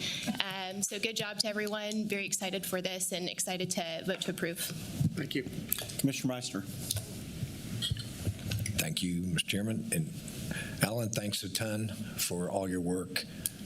Kind of putting a bow on this a little bit, but I'll let the chairman maybe make the final tying of the ribbon on this. But I just can't, the Crime Commission, y'all, Sharon, Steve, Comey is there, Brass, Ed, thank you. Who else is up there? Ed, PV, Sharon. It's been fun for me as an elected official to attend Crime Commission events, Crime Commission luncheons. It's a great diamond in our community. I don't think that the community understands the influence and the strength that you all have as a crime commission. You know, even from turning, the tip crime, whatever it's called, the tip. Crime Stoppers. There you go. I'm not much of a crime guy, so I just lean on you guys. But anyway, I just want to, and Joe, Joe Johnson, thanks for your help always. So I know there was a lot of detail from Commissioner Howell, and 5 years keeps popping up, but just as you all know, we got a lot of decisions on a lot of things. In 5 weeks, 5 days, 5 years, there'll just be another commission here deciding on things in 5 years. And I think, Alan, you said it right. It's that piece of property is it'd be kind of fun. Wish we could fast forward 5 years and see who all wants to fight over who wants to own that because of its value and because of what's gone on. Just in 5 years, downtown Wichita looks different than it did especially 10 years ago. So Douglas was empty 10 years ago, and it's now vibrant in a big way. So I have full confidence. I love what we're doing with this for all the reasons that Commissioner Beatty spelled out, and I'm not worried about the future.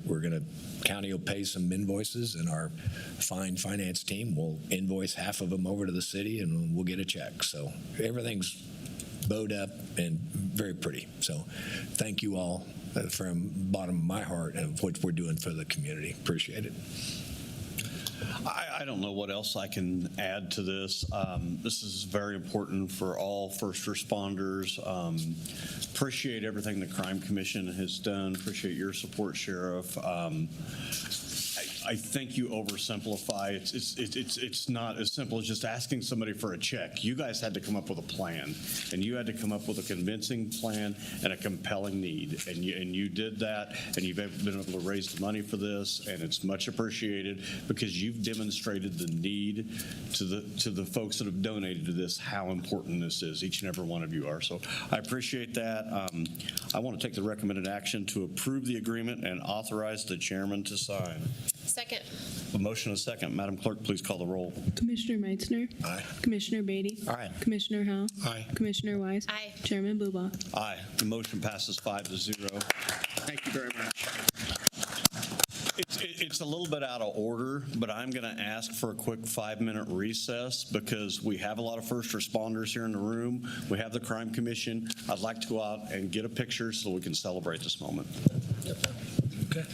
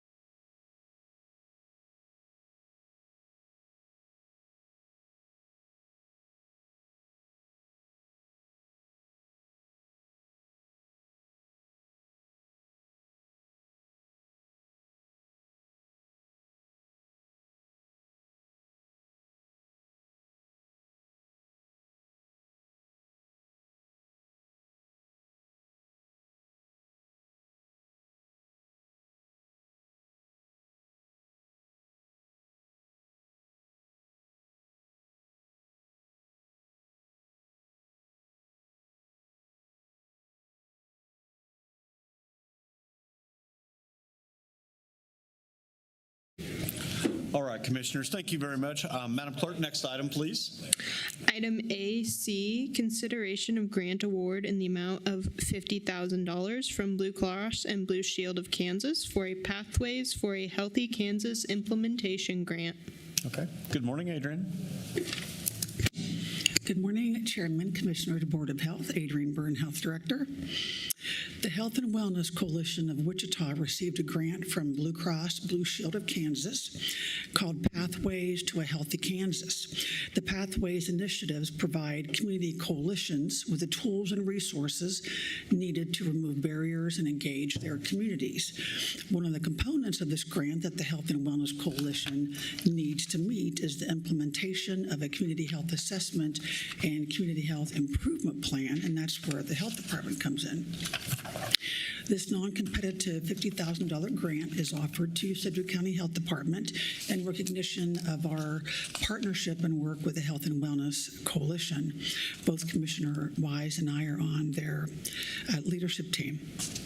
The grant project is an enhancement of the existing community health improvement work that we're doing at the health department, and the population of focus is youth aged 10 to 19. This age group was selected due to an increase in mental health conditions amongst youth in that age group, and the World Health Organization states that an estimated 1 in 7 out of every 10 to 19-year-old experience mental health conditions, yet these remain often unrecognized and untreated. This grant aims to increase overall community engagement in the Community Health Improvement Plan with a focus on engaging youth in our behavioral health or the community's behavioral health work group activities. The grant would be for the health department. This grant for the Community Health Coalition is through 2031, but this $50,000 grant for the health department would be through June of 27. And during this one-year grant, we would like to use $50,000 for a part-time community engagement assistance, incentives for community members to be engaged around behavioral health training, and encouraging youth to be involved in our assessment committee and the improvement plan. I ask for approval on the submission of the grant application, the grant agreement, and the temporary part-time community engagement assistant, which is an addition to the staffing table. Be glad to answer any questions. Okay. Commissioners, what questions do we have?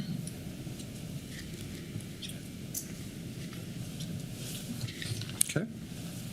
Guess we don't have any questions. If not, we'll go ahead and make a motion to approve the grant agreement and authorize the following actions: acceptance of the grant, authorize the chairman to sign for all necessary documents, authorize establishment of budget authority until the conclusion of the grant term, and allowing for remaining balance at the end of each calendar year to be established in the next fiscal year, and authorize implementation of the staffing table changes identified in the personnel considerations section of this request. Second. Okay, we have a motion and a second. Madam Clerk, please call the roll. Commissioner Meitzner. Aye. Commissioner Beatty. Aye. Commissioner Howell. Aye. Commissioner White. Aye. Chairman Blubow. Aye. The motion passes 5-0. Adrian, thank you for coming here, and thank you for all you do. Appreciate this opportunity. Next item, please. Item AD, consideration of a regulations, and as far as I know, has had zero response thus far. So we are not anywhere near being able to adopt this at this point. So the 3-month delay, in my opinion, is very reasonable, and I would not be against a further delay. Although I don't know that I mind, as we approach September the 11th, to evaluate whatever time is needed. At that point, should we, if we make this arbitrarily long, and we decide we are ready to move forward, I would rather have the option to say we're moving forward. But if we need more time as we approach September the 11th, I think that's what we'll do. We'll say we need more time again. So I don't know that I mind a baby step. I think 3 months is reasonable. And just for, if you're keeping track, this is 8 months altogether. From the very beginning of this discussion until September the 11th would be an 8 month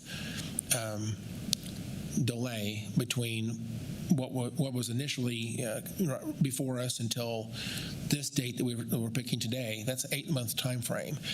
We're taking our time, and I would think that as we approach September the 11th, we might have the possibility of moving forward. I don't know that we will, but I would like to not be too long in the tooth on this one, just because I think that I'd rather evaluate this as we get closer. That's all I'm saying. Thank you. Commissioner Beatty. Yeah, I appreciate the opportunity to have this discussion. We've been having this discussion publicly. We've been obviously with briefings, with planning. Advanced plans is involved now. I mean, there's a lot of moving parts. I'll remind everyone that when we looked at solar regulations in 23 and 24, it was originally a 6-month, and we extended another 6 months. It took us 12 months to put together a package and a comprehensive plan and that worked into our zoning code. There has always been a discussion around how long should an interim developmental control or a moratorium, how long, what is appropriate? And I tell you, I've gone on both sides of the fence in this conversation, but here's where I sit today, is that I think that our community needs a commission and staff that are going to take their time, a reasonable amount of time, to understand all the implications and to build a reasonable policy, that the public has plenty of input into what this policy looks like. The only reason I'm not supportive of what we've been rumored as a 3-year and beyond moratorium is because I think our community needs prudent decisions. I don't think we punt these decisions and let everybody rest and wrestle with where are we going to do, where are we going, what's going to happen, how is the technology going to change, how is the real estate impact, property value impact. I think the longer we extend these conversations, the more uncertainty rests in the market and in our community, and I don't think that's reasonable. I think that is if I'm just my personal opinion, I think punting 3 years and beyond is a political decision. It's not a practical policy decision. That we can make reasonable policy with all the resources we have and all the information we have coming to us and all the research and community support that we have and community input that we have. We don't need that long to make a reasonable policy decision. So I'm going to be supportive of the 3-month extension today because I know we need it. I know I need it. I still need it. I'm still grappling with a few things. I'm not opposed to longer conversations, but in September, I think will be a reasonable time to make that decision if we're ready or not. I think this community deserves a policy when we're ready to make a policy and we're ready to bring this thing forward. So, and there's no reason to delay for political purposes, in my view. I mean, the community needs some certainty. So, so I'll support this today, and then I'll be ready to have the conversation again when need be. But there's still a lot of work happening right now and a lot of answers to a lot of questions that we have, and staff is, and they're working their tails off on some of these things. So I'm grateful for all the work that's being done. Okay. Commissioner Meitzner. Yeah, thank you. Well said, Commissioner Beatty, and I respect what you're mentioned, Commissioner Wise. But I would agree in that when we first did the wind policy, remember we quickly found that we had whatever it was, 19 airstrips in the county, and we would only been able to do some. So that became a clear yes/no answer on going forward. So that one went fairly quick, relatively speaking, for the speed of government. But and then the solar that you referenced, Commissioner Beatty, it was an exercise that took long, but we got there. A policy or a zoning policy on that. So our expectation, I think, going into this was that we could be able to just kind of, now that we've done all that work, this will be easy. Well, we found out that it's not easy, and I'll just say that when I was at the state county commissioners conference 2 weeks ago, there was a couple of counties that said they're doing a 3-year moratorium to watch and see what everybody else is doing. And they were kind of pointed out by legal that you do have to make progress. You can't just say we're going to pocket it for 3 years. And I think our legal team has advised us the same. So I think we're making progress. When all this first came out, there was a lot of misinformation out there. I changed my language to say there's a lot of conflicting information because I didn't want to accuse people of misinformation when really it was just there's a conflict of information. But even since then, I have learned personally that there are a couple of arguments that truly are misinformation, but I wouldn't have got there without this time frame and getting information and so on. In some things that are argued are definitely misleading and incorrect information, and I feel bad for those that wear that strongly. But it is what it is. And so we are getting there. And I respect we've had information that we get over to planning and advanced plans, and they're just as human as we are about learning about this. And so I fully agree that if planning, they're smart people, they've got to go through certifications. Our planning commission that votes are appointed by us, and they're not certified, so to speak, in some areas, and maybe they have real estate and development and maybe some engineering degrees in there, but this is a tough one, and I think the facts, the factual information will allow us to weigh in on a yes/no vote, even if it gets to us that they want to do that. So I'm there, and I think 90 days shows the market, as Commissioner Beatty said. We've got to not discourage economic development based on long delays. We need to be able to say, hey, we're working there and we're getting there. So I'm supportive of a 90-day extension. Commissioner Wise. I just wanted to make a point of clarification since the 3-year moratorium has been brought up. I'm not asking for that. And I think you guys know that. I just want to make that clear for everybody. I just want to make sure if we're doing 3 months that we feel comfortable. We're going to receive the information and give maybe notice that we may not be done or ready to make a decision at that point either, and we might need to extend again. So I just want to make that point of clarification. I'm ready to make a motion if that's okay, or if Chairman, do you have comments first? I do plan to ask the public if they have any contribution that they would like to make to this. Yeah, let's do that. Yeah. That's all right. Does any member from the public like to come up here and speak for 5 minutes? If so, please come up here and state your name and address.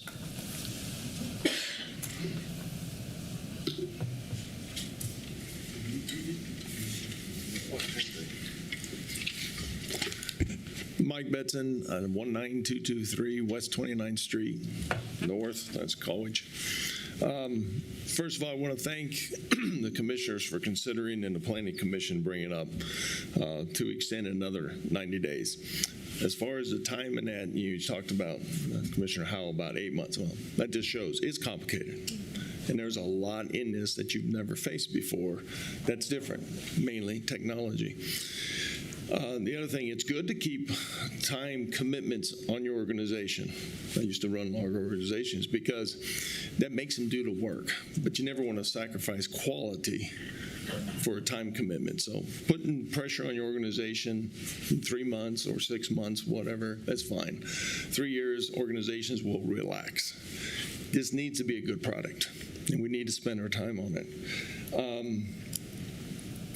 There is just so much work to work in this regulations, applications, details, and you'll learn. And I was thinking about the solar plan that's been submitted, application. What an opportunity to learn from that versus what you drew up and what's coming at you. And how do you apply it to something that's a lot more complicated, which would be data centers. An example is your limit of 1,500 acres.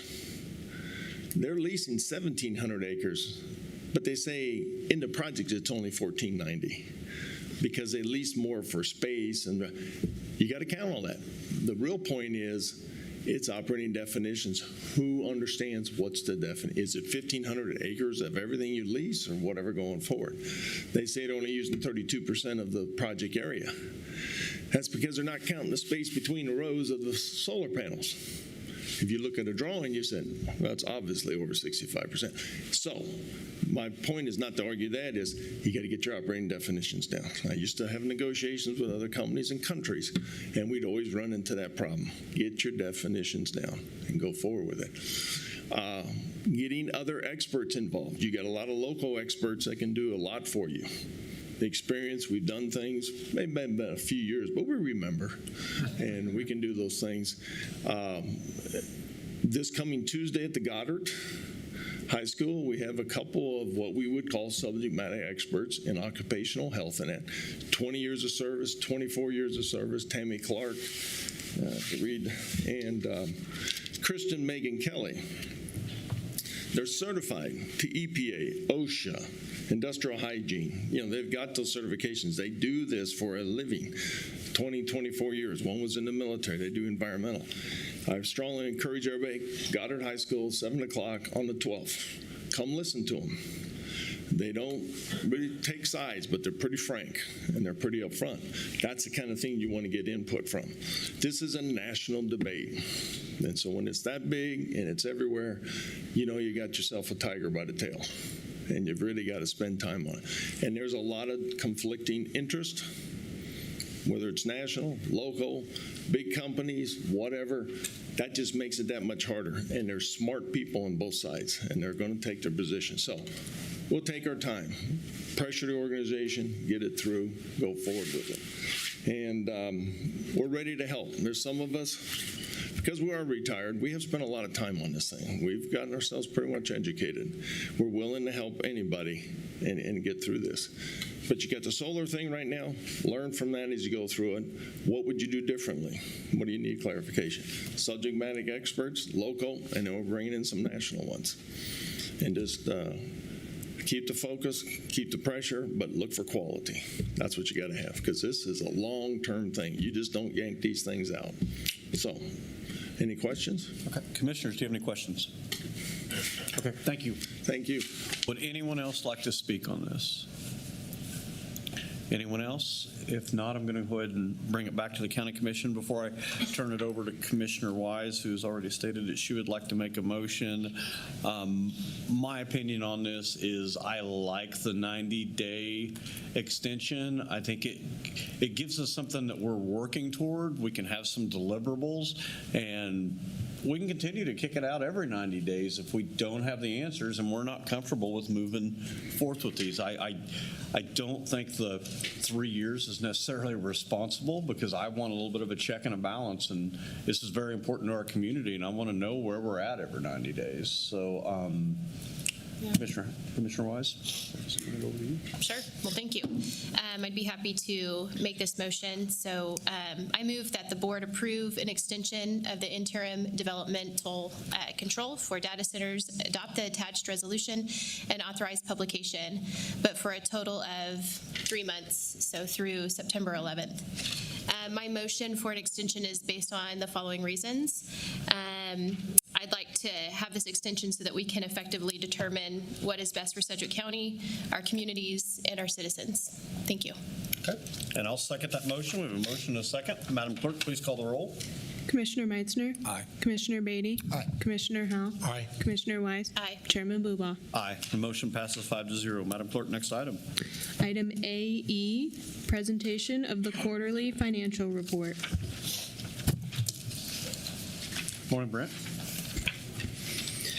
Good morning, Chairman Bluebow, members of the County Commission. For the record, I'm Brent Shelton, your Deputy Chief Financial Officer, here this morning with the quarterly financial report for the first quarter of fiscal year 2026. This report will compare the fiscal activities and results of the first 3 months of 2026 compared to the first 3 months of 2025. Now, both this report and the presentation are the result of hard work from folks in our accounting and our budget departments in the Division of Finance. I owe debt of gratitude to Hope and Lorian and their teams for compiling this information. But do remember that the information is based, the report is based on unaudited financial information, which is subject to minor adjustments as we go through the audit process. You've each received a copy of the quarterly report. It's going to be made available on the county website at the conclusion of the presentation. When we look back at the first 3 months of the year, one of the things that we try to do is anticipate what the year-end fund balances are going to be across all the operating funds of the county. And what we see at a very high level is that in our county property tax supported funds, we're anticipating, as a result of a one-time settlement payment that came from these funds early this year, about a $2.6 million decrease in our fund balance at the end of the year. Activity with the state mental health hospital should show an increase in our non-property tax supported funds fund balance. pretty strong, stable revenue growth in the fire district would contribute to them having anticipated increase in their fund balance at the end of the year of about $1.4 million. And we've talked about higher employee benefit costs, specifically health insurance. They'll probably contribute to a reduction in our fund balance in our enterprise and internal service funds. All in all, we're looking for about a $6 million overall change or increase in fund balance across the county's operating funds. Let's break things down a little bit, and we'll look first at those county funds for which there is a dedicated property tax levy. And this first graph depicts for you on a 5-year basis revenues and expenditures across these 5 funds. And you can see a couple of things in this graph.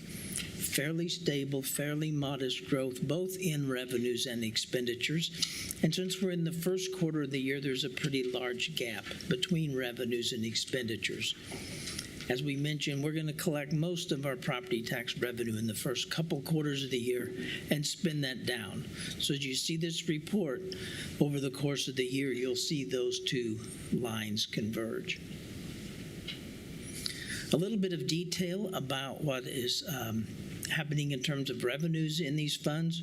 We're seeing pretty stable, modest growth across all of our tax-related items, property, sales, and motor vehicle taxes, all showing some gains in revenue. We continue to experience strong results in investment income from our portfolio. That's up by about $400,000.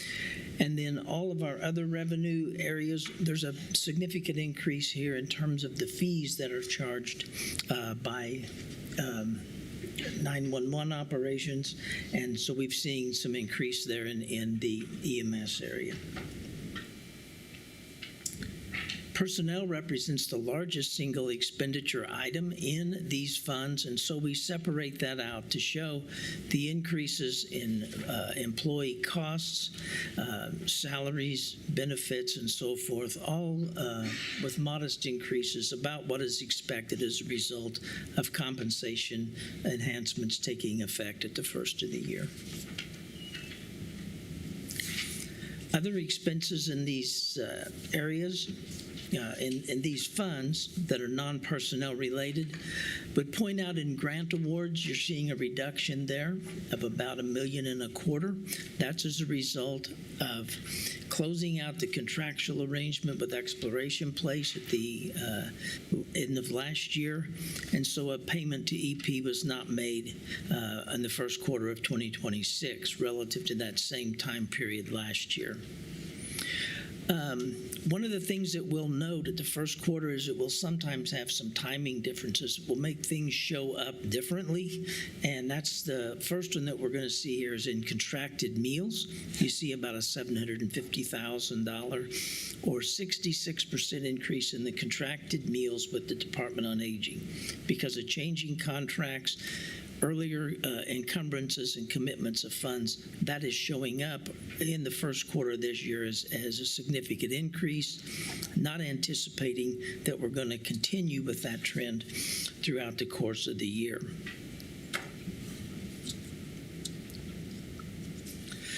Let's take a moment and look at the fire district. And again, you can see graphically depicted here revenues and expenditures for the first quarter across that 5-year time horizon.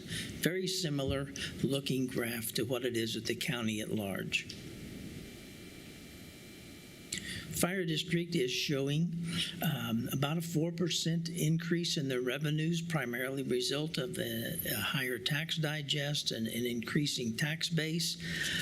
Overall expenditures are about 5% higher at this time this year versus this time last year.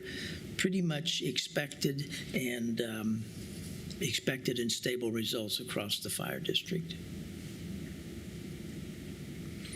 Now, the county does operate a number of funds for which there is not a dedicated property tax levy.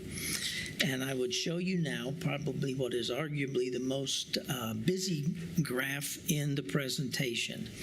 And it shows revenues and expenditures in these funds both with and without the federal stimulus dollars that we received as a result of response to and recovery from the pandemic.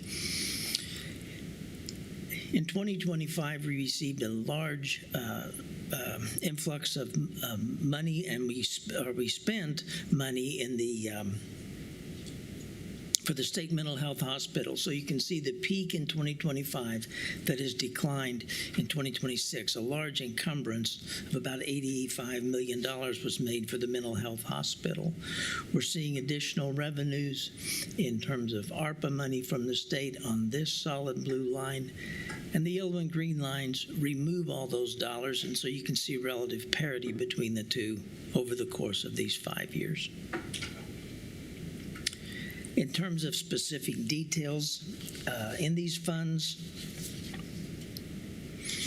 we see our state revenue, as we mentioned earlier, from KDADS for the mental health hospital. You can see that increase of about $17 million on the top line.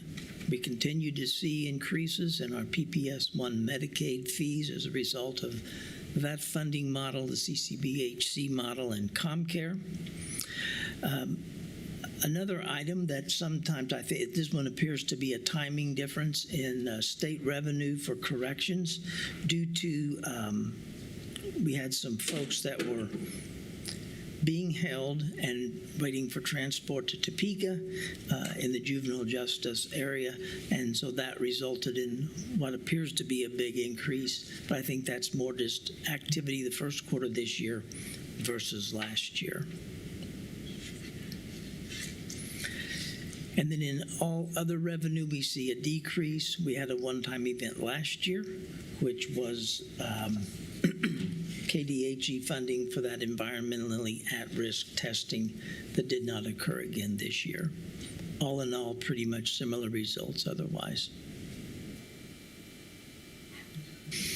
Some of the key expenditures in these non-property tax supported fund, you see some modest increase in employee costs on the top two lines.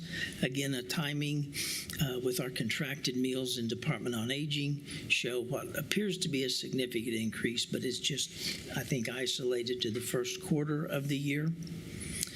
And then in terms of all other expenditures, note we had that peak on the graph where we had the big encumbrance at the beginning of last year for the state mental health hospital.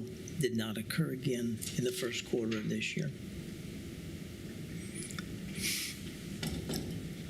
This graphically depicts the tax collection and our expenditure calendar, where again we collect the majority of our top funding source, the property tax, in the first 2 quarters of the year and spend that down throughout the remaining portion of the year. County policy says that we're going to maintain an unrestricted fund balance in the general fund at a minimum of 20% of the budgeted expenditures. And you can see we historically stay above that. Right now we're sitting at about 47% or $159 million fund balance in the general fund. As mentioned earlier, we're continuing to see some strong results from our investment portfolio. In the first quarter, we ended at about a $450 million balance in the investment portfolio. That was about $10 million higher than the prior year, which was at $440 million. Our earnings on the investment portfolio rose from $3.7 to $4.2 million for the quarter. And we are now about 1 year ahead of the where we've been above the benchmark rate of return on the 1-year T-bill rate of 3.68%. We're coming in at 3.93%. So again, solid, steady, consistent growth in our investment portfolio. We always provide you some information about some of the significant capital projects that either received a lot of activity or were completed during the quarter that we're reporting on. And the first one is the ComCare Crisis Center expansion, which involves the renovation and the expansion of the ComCare Community Crisis Center, 235 South Emporia. It's going to transform that existing two-story building into a comprehensive crisis care facility, part of our integrated or regional approach to provide mental health initiatives, and expected to significantly expand the access to those crisis services across the county. That is expected to be completed by the end of the year. Significant work occurred with the elections and records management building to better support election operations, and these upgrades are going to prepare the facility to consolidate those elections facilities under one roof, meet future operational and security needs.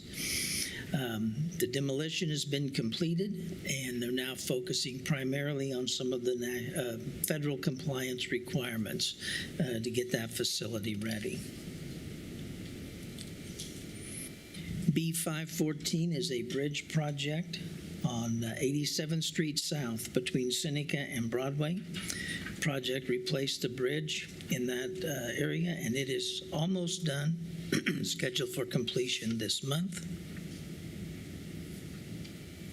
And B516 did just finish in April, and that's a bridge on Tracy Street between 103rd Street South and Diagonal. So if I provide you with some key points or some key takeaways from this quarterly report, I would tell you that in spite of some exogenous events, our fiscal condition remains sound.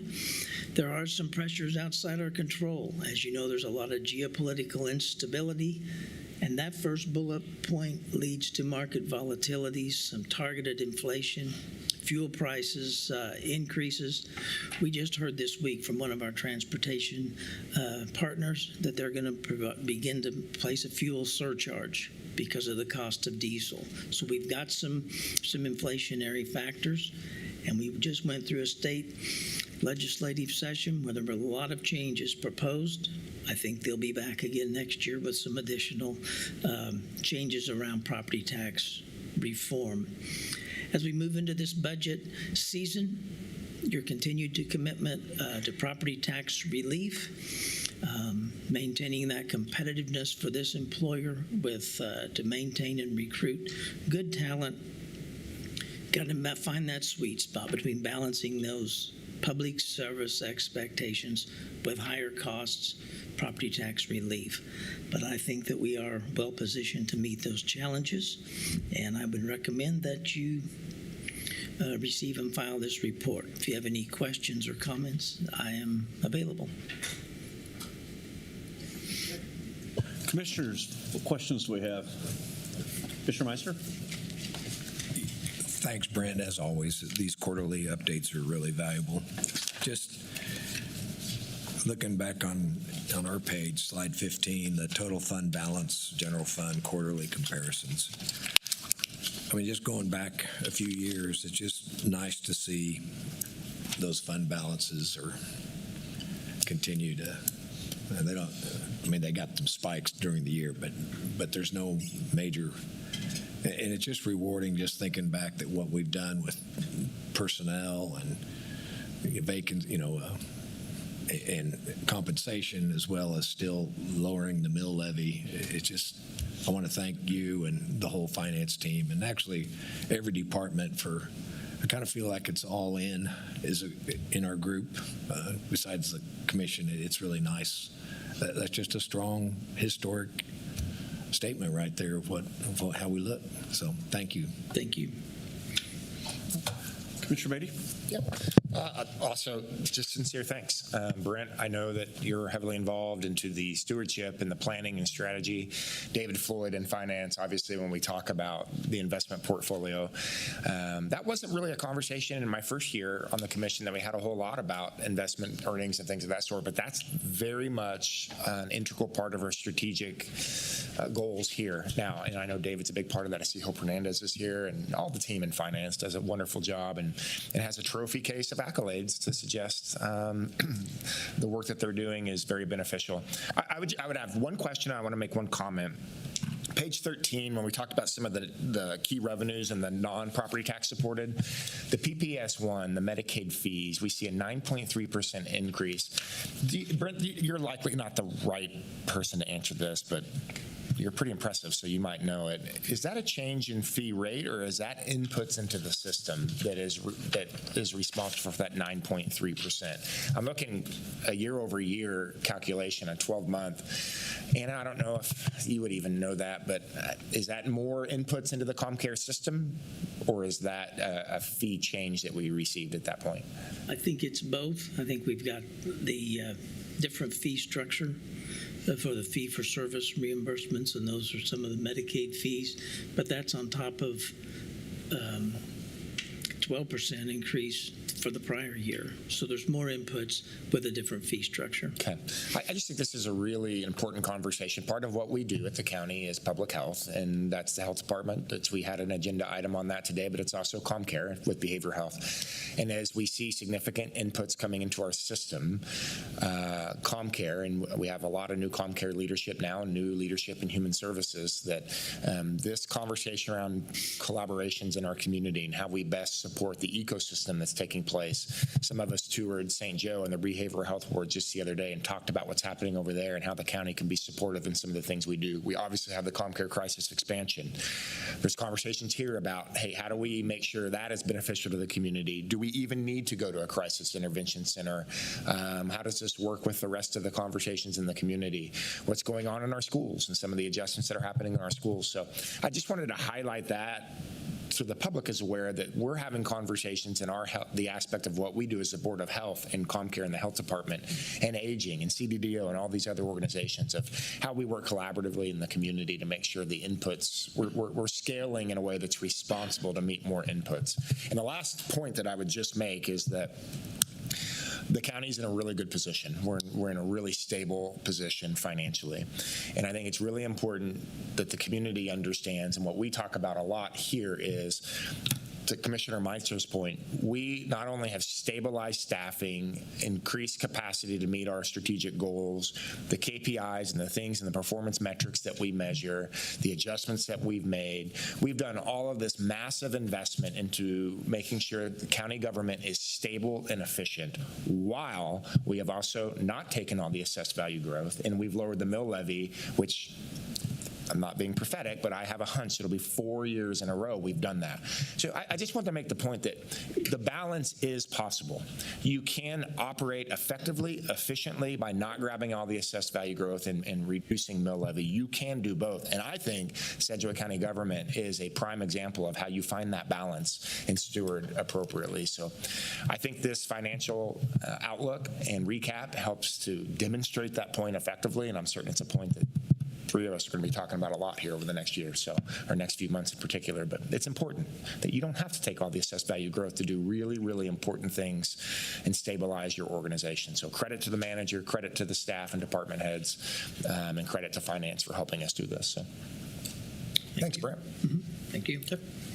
Any other questions? If not, I'd like to make a motion to receive and file. Second. I have a motion and a second. Madam Clerk, please call the roll. Commissioner Meitzner. Aye. Commissioner Beatty. Aye. Commissioner Howell. Aye. Commissioner Wise. Aye. Chairman Blubow. Aye, and the motion passes 5-0. At this time, I would like to recess the Sedgwick County Commission meeting and go into the governing body of Fire District Number 1. Madam Clerk, could you please call the roll? Commissioner Meitzner. Present. Commissioner Beatty. Present. Commissioner Howell. Present. Commissioner Wise. Present. Chairman Blubow. Present. Madam Clerk, first item, please.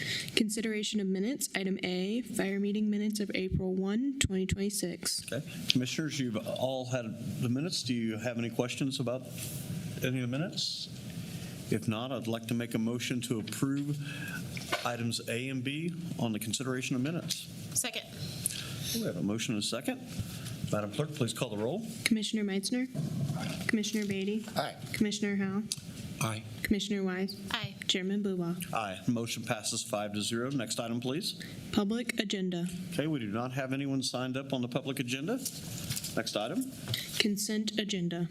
consent agenda. Chairman of Commission Tom Stoles, County Manager's Office, recommending approval of consent item C on the fire agenda. Okay. Item C, do we have any questions on item C? If not, I'd like to make a motion to approve the consent agenda. Second. A motion and a second. Madam Clerk, please call the roll. Commissioner Meitzner. Commissioner Beatty. Aye. Commissioner Howell. Aye. Commissioner Wise. Aye. Chairman Blubow. Aye. Motion passes 5-0. Next item, please. New business, item D, termination of automatic and mutual aid response agreements with various cities. Good morning, Chief. Good morning, still morning. Thanks for sticking around.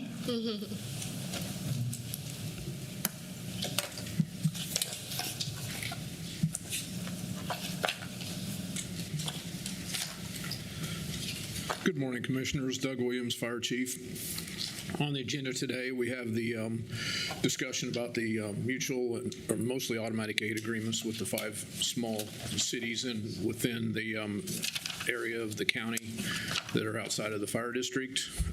We have had meetings with all 5 of these cities that have included commissioners sitting in on the meetings, as well as the manager and assistant manager Lees and myself. We've had the discussions with the public officials in those cities and the fire chiefs in those cities about what our concerns are and moving forward how we wanted to address these. These agreements are all older agreements. The newest ones are 15 years old, and the older ones are older than that, which, you know, one city we met with, we told them that we didn't even have an agreement to cover the township that they kept calling us into, and their city manager pointed out that, well, by the way, we have a 1998 agreement that says you will.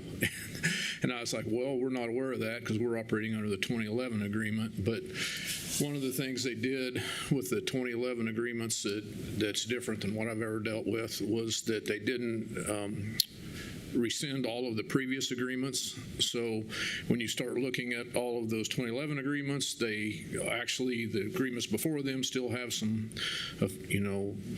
rules or policies that we should be following also. And we've also questioned the ability for the cities to contract or subcontract us into townships. So with that being said, we have told all the cities that it was our intent to have the discussion with them and then rework these agreements to update them and to make them more feasible for our relationships. Commissioners, what questions do we have here? Yeah, I didn't put my line on. Is that okay? Oh, yeah. Okay. Chief, thank you for doing this and for including the commissioners of those districts or specific cities in those districts. I think that a couple of clarifications I would like to make and then a question for you. A lot of this conversation is just cleaning up and having good business and having good agreements so that expectations are set and all parties understand what that is. Another one was receiving concerns or even complaints from some of the cities that are in the fire district that their stations were being emptied to go support fires outside of the district, and that was of a concern from a tax-paying perspective. And then the third thing was safety. Many stories and concerns from your firefighters and yourself that maybe we're not hitting the numbers when we go on those aid calls or mutual aid calls. So those were the topics of those conversations. I felt that they were handled by the electeds in those cities very well, on behalf of us very well. I guess I'll follow with a question, though. As we look at this today, have those cities been notified and followed up with since our visits with them in person that they're going to be receiving this? Or what has the communication been so far so that I can communicate with my cities in my district? Yes. Last week, Manager Stoltz sent out a email to all the city managers or the officials to notify them that this discussion was going to be today. Yep. And I believe Commissioner Blueball's had some conversations with Clearwater also. Yep.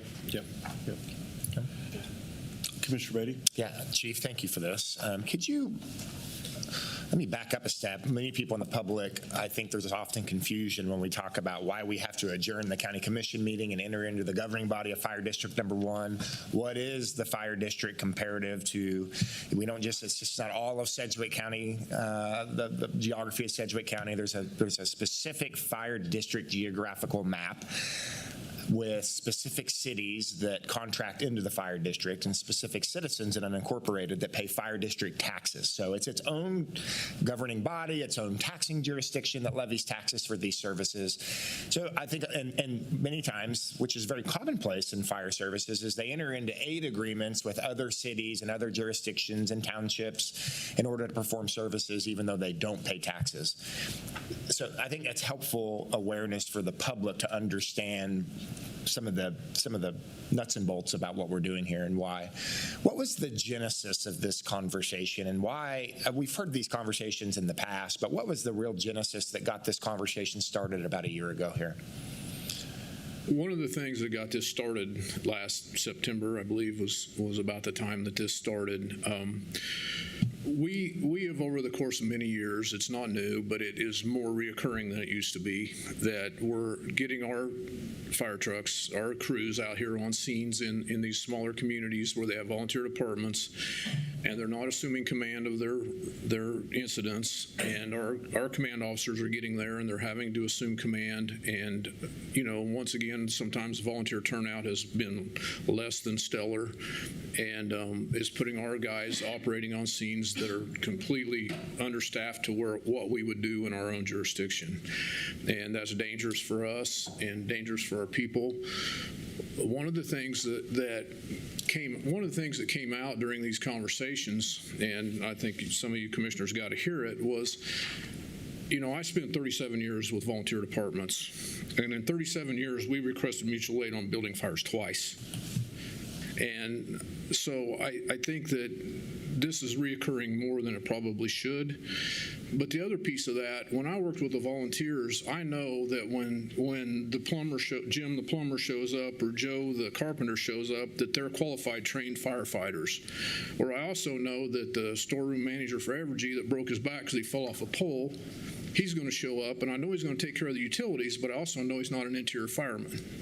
You know that because of your local perspective. But what happens to us when the fire chiefs, and some of these chiefs have other jobs, and that's just a fact of life. But when there's nobody in command, their assistant chief's not there either, our command officer gets on scene, and when Joe the plumber shows up, we don't know whether he can even put on bunker gear and an air pack, or he might be an off-duty Hutchinson firefighter. We don't know that information. So it makes a challenge to our incident commanders also. They're chasing around. We got into that fire in one of the cities a few months ago. You had 3 volunteer departments on scene, and he was trying to figure out who was who up there, and so I think that came out, and I don't think that some of those volunteer departments realize the problem that our incident commanders get into when they're in those cities, that they don't have that local knowledge when the chief isn't there. But anyway, so that's one of the other things. And then, like I say, the steering council has weighed in that besides the safety factors, and they don't want their fire trucks leaving the area more than they should be. Fire we had a month and a half ago in one of these communities, we ended up with 3 stations dumped into that community on that fire. And, that's a major hit on our own coverage for our own constituents that are paying the taxes. And so we ended up that way. And in the end, we ended up with an incident commander, our incident commander, that readily admits that if he had a good safety officer on scene, he would have pulled our crews out quicker. And the fallout of that is we had 2 firemen that ended up injured, and we damaged about $10,000 worth of gear into a city that told us when we met with them that they pay 8 mils and they're not interested in 16 mils. So, it is a financial decision. I mean, every one of these meetings we had, most of these cities we talked to, it was, we're not interested in your mill levy. That was what was made real clear to, I think, all 3 commissioners that attended these meetings. Yeah. Well, Chief, I appreciate that. The letter from the steering council that we have, these are fire district representatives, and they addressed several things in the letter. This was from September of 2025, I believe. One of them was the conversation that you mentioned, are the legal issues, that there are legal issues. There's not clarity in legal. We're going in, but there's an expectation from one jurisdiction that we are supposed to do something. We're going into areas where we don't have jurisdiction. We have to clean a lot of that up. So that was one of the considerations. The second, and you just mentioned it, is the taxing inequities. People that live in the city of Mays, a fire district city, Park City, a fire district city, Hayesville, Keachai, Bel Air, on and on the list goes. There are 13 of these cities. Their citizens expect when they pay taxes to the fire district that the fire truck for Sedgwick County Fire is going to be able to service those calls. And when that's leaving the station and going into areas that don't pay taxes, we hear about it. The fire board hears about it from these electeds in particular. So there's a taxing inequity. But the piece for me, we can work around those kind of things in the current relationships. The piece for me that is the deal breaker that I think pushed a lot of us into having to move to have action is the safety concerns that have been indicated. That is it. Fire services have changed in the last decade. If we look at MFPA standards and principles of who's supposed to be on scene and how quickly, it became quite evident that we were not able to meet these principles, these guidelines with volunteer fire departments. And the impact of that is a safety concern. Safety concern for the people whose property or house is on fire, a safety concern for the firefighters servicing it. And that, above all, trumps all the considerations in all of this, is these safety concerns for our fire staff and for the citizens that we serve. So there's we move forward in a couple different ways. Number one option is we update these agreements, we update the legal concerns in the agreements, we update all of where everything is more modernized and spells out what it looks like to live in a modern Sedgwick County. It's becoming more urban by the day. The second thing we do is we ask the question, who scales? Who scales? Is it the volunteer fire department where we're saying you have to meet these NFPA guidelines when we get on scene, within 10 minutes? These are the guidelines. You have to meet it. So you have to scale and make sure you have a department that can do that if we're going to have relationship. Or do we have to scale to make sure our firefighters, and it's not fair to the taxing payers in FD1, Fire District 1, if we're the ones that have to scale to meet these parameters and these principles. So that's a question. The other one is we have an open invitation to join the fire district. We have an open invitation for them to join them. We think we can make a really good case of value in the fire district for a professional 24/7 fire service, also doing medical calls and a whole host of other things. And if you look in my district, District 4, Mays, Park City, all the unincorporated areas, parts of Keachai, these are fire district cities that rave about the service that they get from Sedgwick County Fire Department and Fire District 1. So there's an open invitation. But I want to say the last thing here, and I want to acknowledge the tensions on the fire board in particular. There are 3 tensions that we really have. The first is we have a responsibility to the taxpayers of the fire district. We have a responsibility to look out for those interests. We have a responsibility to look out for Sedgwick County Fire Department, the staff, and the organization that we sit atop of this tree of. We have a responsibility to look out for the safety of our firefighters. The third thing, and this is the tension, is we also have a responsibility for the other constituents that live in non-Fire District 1 cities that we also represent. I represent people in Valley Center that are not part of Fire District. They don't pay Fire District taxes, and their interests are very important to me. That's why these conversations have mattered. That's why these partnerships matter. That's why getting at the table the way we have, as professional as we have, really matters, and making the case for why the safety concerns are the most important concerns, and saying you have an open invitation to join Fire District 1, and we'll make it, we will be creative in doing this. So those tensions are real. I appreciate the leadership you've shown and your partners shown, County Manager Rusty Leeds and others have shown in these conversations. This is a delicate issue, but we can't punt on this issue. Correct, Tom, correct, Justin. The safety concerns are not something we can look the other way at. We have to address these concerns, or we become liable for future incidents if we don't address these concerns. So appreciate your leadership. I'm excited to continue engaging these conversations with all these cities. I just want to echo some of the comments that Commissioner Beatty said. I'm hearing the same thing. The taxing entity, you're getting a benefit without paying, and I really want to run it home with safety, and particularly some of the things we've seen in Clearwater. We've had safety issues out there on fires. We've had things that probably should have initiated an arson investigation. We've just all around had some issues that I think needed some guidance on, and I think it puts Fire District number 1 in some liability if we're not dotting those I's and crossing those T's and making sure that we're putting safety first. So I'm going to turn it over to Commissioner Howell. Thank you, Mr. Chairman. Just want to make sure I understand correctly. Once we pass this resolution today, then we do not have any legal agreement with these 5 cities at that point. Is that correct? No, it's a 90-day notice. We have 90 days, but at the end of the 90 days, then we have no, unless we replace it with something. Correct. We have no legal responsibility to these 5 cities. I'm curious about the residents of these cities. Is there any way that they would know this is happening? Any way to do notification, like through a newspaper or a letter in the mail or something that would activate them to be? I would just say I would assume that their insurance would be impacted by this. If their insurance companies know that this is happening, they would probably have a change in their insurance policy. I've had some people in those townships reach out to me about, that are aware of it, but I can't speak for those cities. I assume those city councils are responsible to those constituents. I'm afraid there's going to be a lot of people are not going to know what's going on. And again, 90 days is not very long. If we're going to negotiate something, they need to step up. This should not be the balls. I don't think the ball's in our court. They need to step up. And I think if they don't do anything, then that's on them. I think we have to understand we don't have any responsibility at this point to solve this. They do. And they need to be very clear to everyone involved in this conversation. This is not our problem, actually. This is theirs. I agree with what Commissioner Beatty said. I think that I would invite them into the fire district. If people understood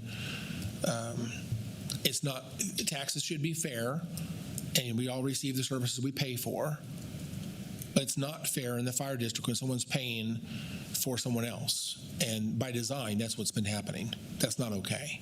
Sir, I think one of the things that I brought up to some people, the fire we had about a month and a half ago, we had $5 million worth of apparatus and $1.2 million of annual payroll on a fire scene in a jurisdiction that doesn't pay for our services. And, that was a lot, outside of the safety concern, but that is a lot of investment for the taxpayers like myself that live in the fire district.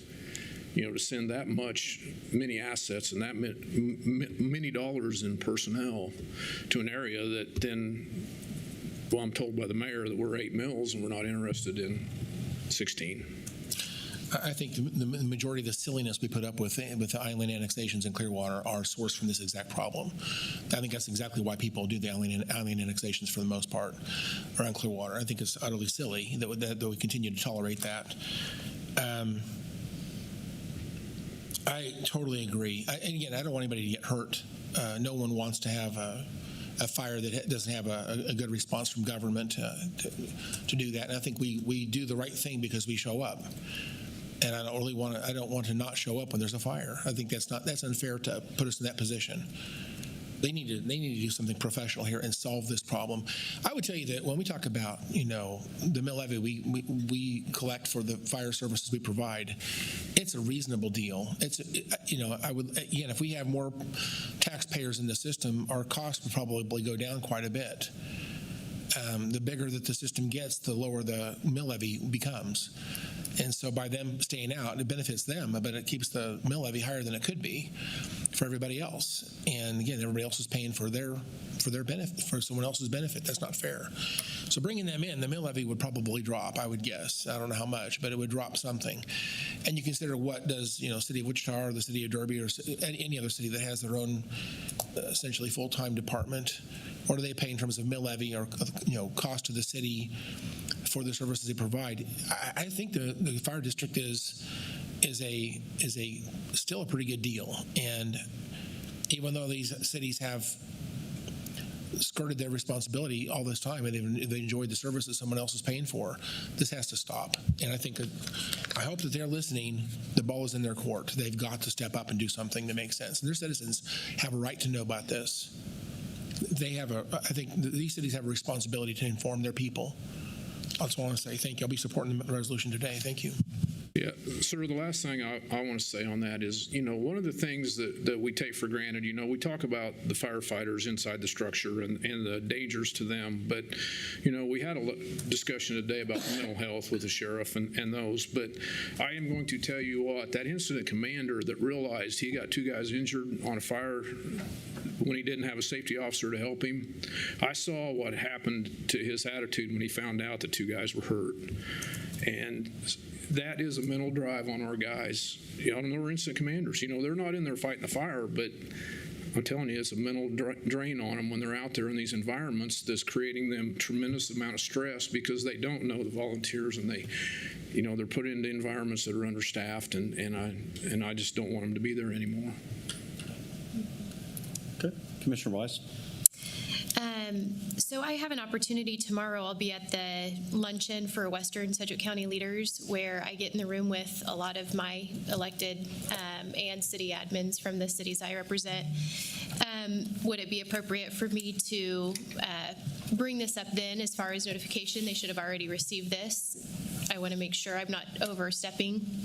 The managers should know. The administrators should know. I'm not sure if they're sharing with their elected officials. I think it's totally. Okay, I will definitely do that tomorrow then. And they've asked me to speak, so I'll include that in that. One of the questions that I anticipate and that we have received with some of our meetings is coverage. So if we do have cities that want to join the fire district, there is going to be some discussion and strategy as far as how do we get those areas covered.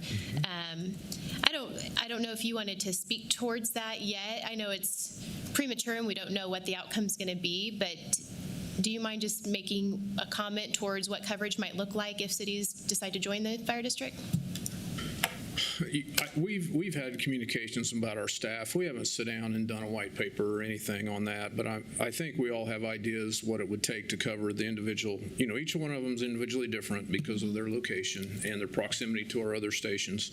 So that does create problems. And so we would have to sit down and create a plan for each city and what that looks like. And so we have some ideas, but right now I'd hate to throw anything out there because a lot of it's depending on the ISO and how that's affected and their distance, to our other stations.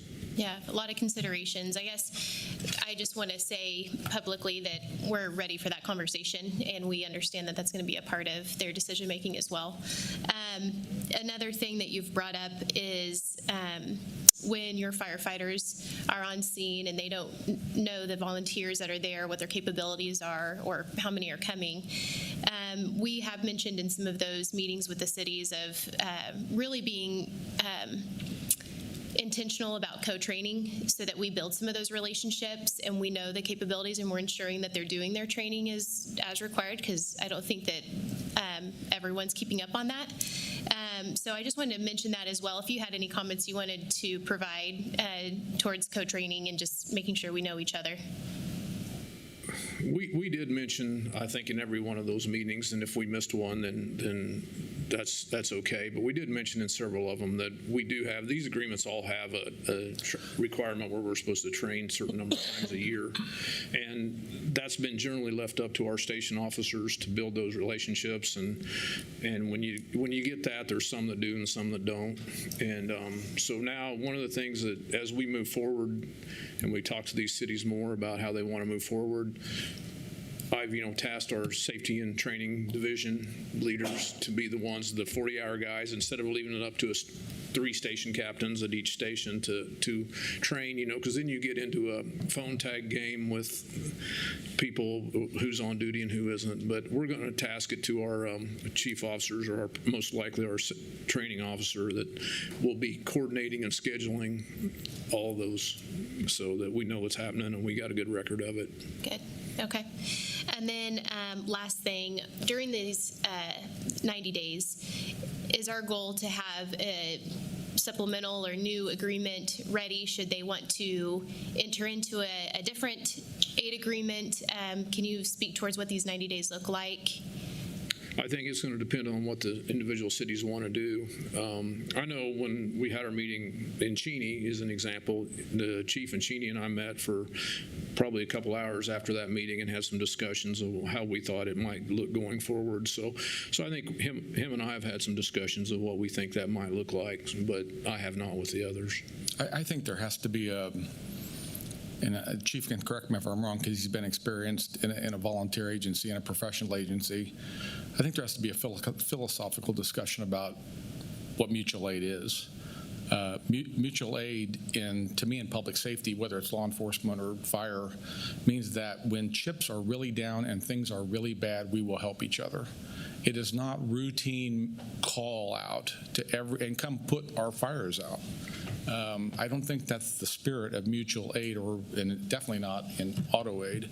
So I think citizens don't maybe know this, and I think we're going to be in education mode here to some degree, and do this amicably and professionally and try to get to a good resolution. Yeah. She's been very good at these meetings. Knows all these people. And I'm sure we'll be able to work through it. Yeah, no, I really appreciate that. And I do think that we need to make sure that we're communicating. I know it's really, they need their own leadership to be working through this issue too, but I think that it can be something that we communicate well and make sure that they have the information to go to their citizens too. I think at the end of the day, it's leadership matters and decisions need to be made, but I don't want to for these cities to think that we're just going to, we're cutting them off and we don't care. We care deeply, and that's why we're addressing it. So thank you, Chief. I think, Commissioner, one of the things that I came out loud and clear, and I do believe that it needs to be talked about. This isn't about crying babies and screaming grandmas, as Manager Buchanan used to tell us not to talk about. But this is truly, in a lot of cases, 100% a financial decision. Each one of these cities made it pretty clear that it's a taxing entity decision. And so, I don't appreciate it being put on me that we're refusing to help. We want to help communities when they have a challenge. Absolutely, yeah. But also, it was made real clear that, there is a taxing inequity that they do not want to assume. Well, and Commissioner Beatty put it really eloquently, someone needs to ramp up, and that's what we're trying to figure out is who do they want, let's work together to figure out who's ramping up and who's paying for that. So I appreciate the discussion. I'm done with all my questions. Okay. If we don't have any other questions, I'm going to take the recommended action to approve the termination of the incorporated automatic and mutual aid response agreements, authorize the chairman to sign the notice of termination letters, and authorize staff to send out the notices.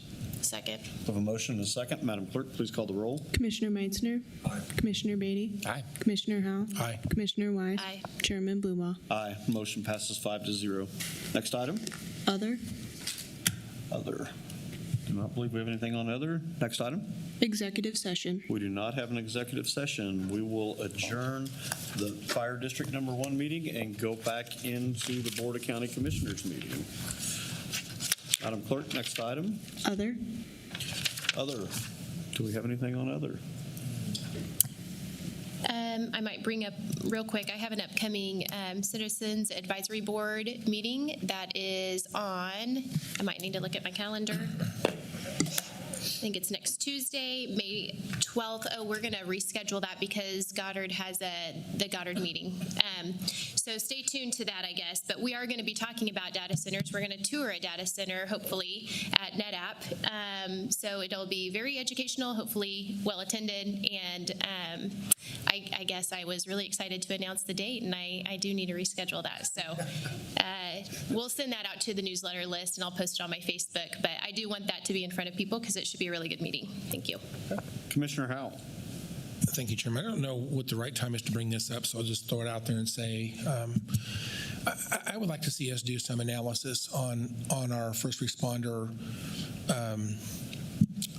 reach. I don't know where the analysis actually happens in terms of the fire district, in my opinion, is not providing what I would say is maybe the best response to the southeast corner of the county, primarily because we have Derby and Mulvane that are quick to respond, and we've grown reliant on them somewhat to do that. Now, years ago, they moved the fire station from 63rd and Rock Road over to Station 36, built a new station there closer to Boeing or Spirit, and that was good for Boeing Spirit, and actually really good for Oaklawn, but it did disservice the corner of the county. So I'm a little concerned about the fact that we've got people in the fire district that are paying taxes, but yet we're usually last in terms of fire response. We're the last to arrive. So as we're talking about, trying to be,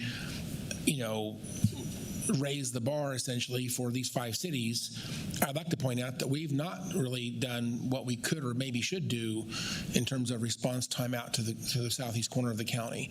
I'm a little concerned about what might appear as a hypocrisy by the county.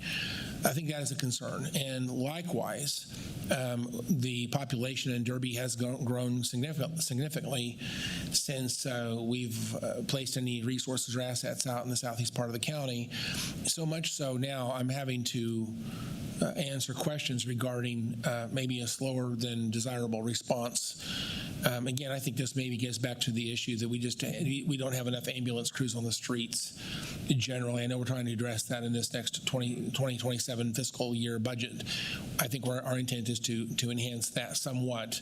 But where those resources end up in the county, let me just say, I think that I would like to make an argument that we need to put an asset on the southeast part of the county. Derby is a first-class city of over 26,000 people there now. We have one ambulance station there, which is not even there most of the time because it's dealing with problems in Wichita. So we have a problem, and we've had some incidents in the last couple of years that's raised the question about whether or not they're getting a good enough service. Actually, maybe desired by some people to leave the EMS. I know Wichita talked about that years ago, but if they're not happy with the services they're getting for a countywide EMS service, there's maybe a desire to change that, and I really don't want that to be the answer that they're gravitating towards. So I just bring that up as a concern as a representative of District 5, both on EMS and on fire response. I think we have a conversation that needs to happen. And I'll just say, I've sent a letter to my Derby City Council today in writing, letting them know that I will be formally requesting a review and see if we can bring another ambulance to that part of the county, because I think that they have a solid argument that we just have not provided the services to that area that I think they deserve. So I'll make that request formally, however I can do that. I do think that to my colleagues and to you, Mr. Manager, I just want to say this conversation needs to happen a much deeper level. I don't know how to formally request for these things, but again, if there's a formal way to do that, I need to know what that process is so I can make that my clear and formal request. Thank you. Commissioner Beatty. Thank you, Chairman. Just quickly, I just want to make note publicly that today we start 2 weeks, I believe, of public hearings for budget, 2027 budget, where we'll see 40-plus department leaders come in front of the county commission to discuss kind of the state of the union, give us a little bit of a SWOT analysis of sorts, and talk through what's going on in their departments. And this is a big part of how we build the 2027 budget that will get adopted in August. So this is really, to be quite frank, it's one of the most laborious, time-consuming, mentally draining processes, I'm running out of adjectives, that we do at the county that I also thoroughly enjoy. I'm looking at our CFO, I actually thoroughly enjoy these next 2 weeks, because this is really where we get to go and have conversations with department leadership and understand the gravity of the decisions that we're going to make. This is a necessary part of how we build a budget. And so I really want to encourage, I believe that these won't be live streamed, but we repost on YouTube each of these hearings. I just want to encourage everyone in the public to watch these and to get involved with your local governments, especially the county, as we're making these decisions. I really enjoy these meetings and these conversations that we have, and they're really important. So we got some tough decisions that we're going to have to make, and they're important. So anyhow, I ran out of adjectives, Tom. A good save, Commissioner. Good save. It was a predetermined save. I was always going to go there, but I actually really do enjoy these. That is also, to Commissioner Howe's point, that is the debate and the time to talk about these things. Yeah. You'll have fire give a budget presentation. We'll have sheriff give a budget presentation. I think the sheriff's today, actually. And then EMS is so complex that we're going to do a workshop with them. So there'll be opportunity. Thank you. Madam Clerk, next item. Executive session. We do not have an executive session. The meeting is adjourned.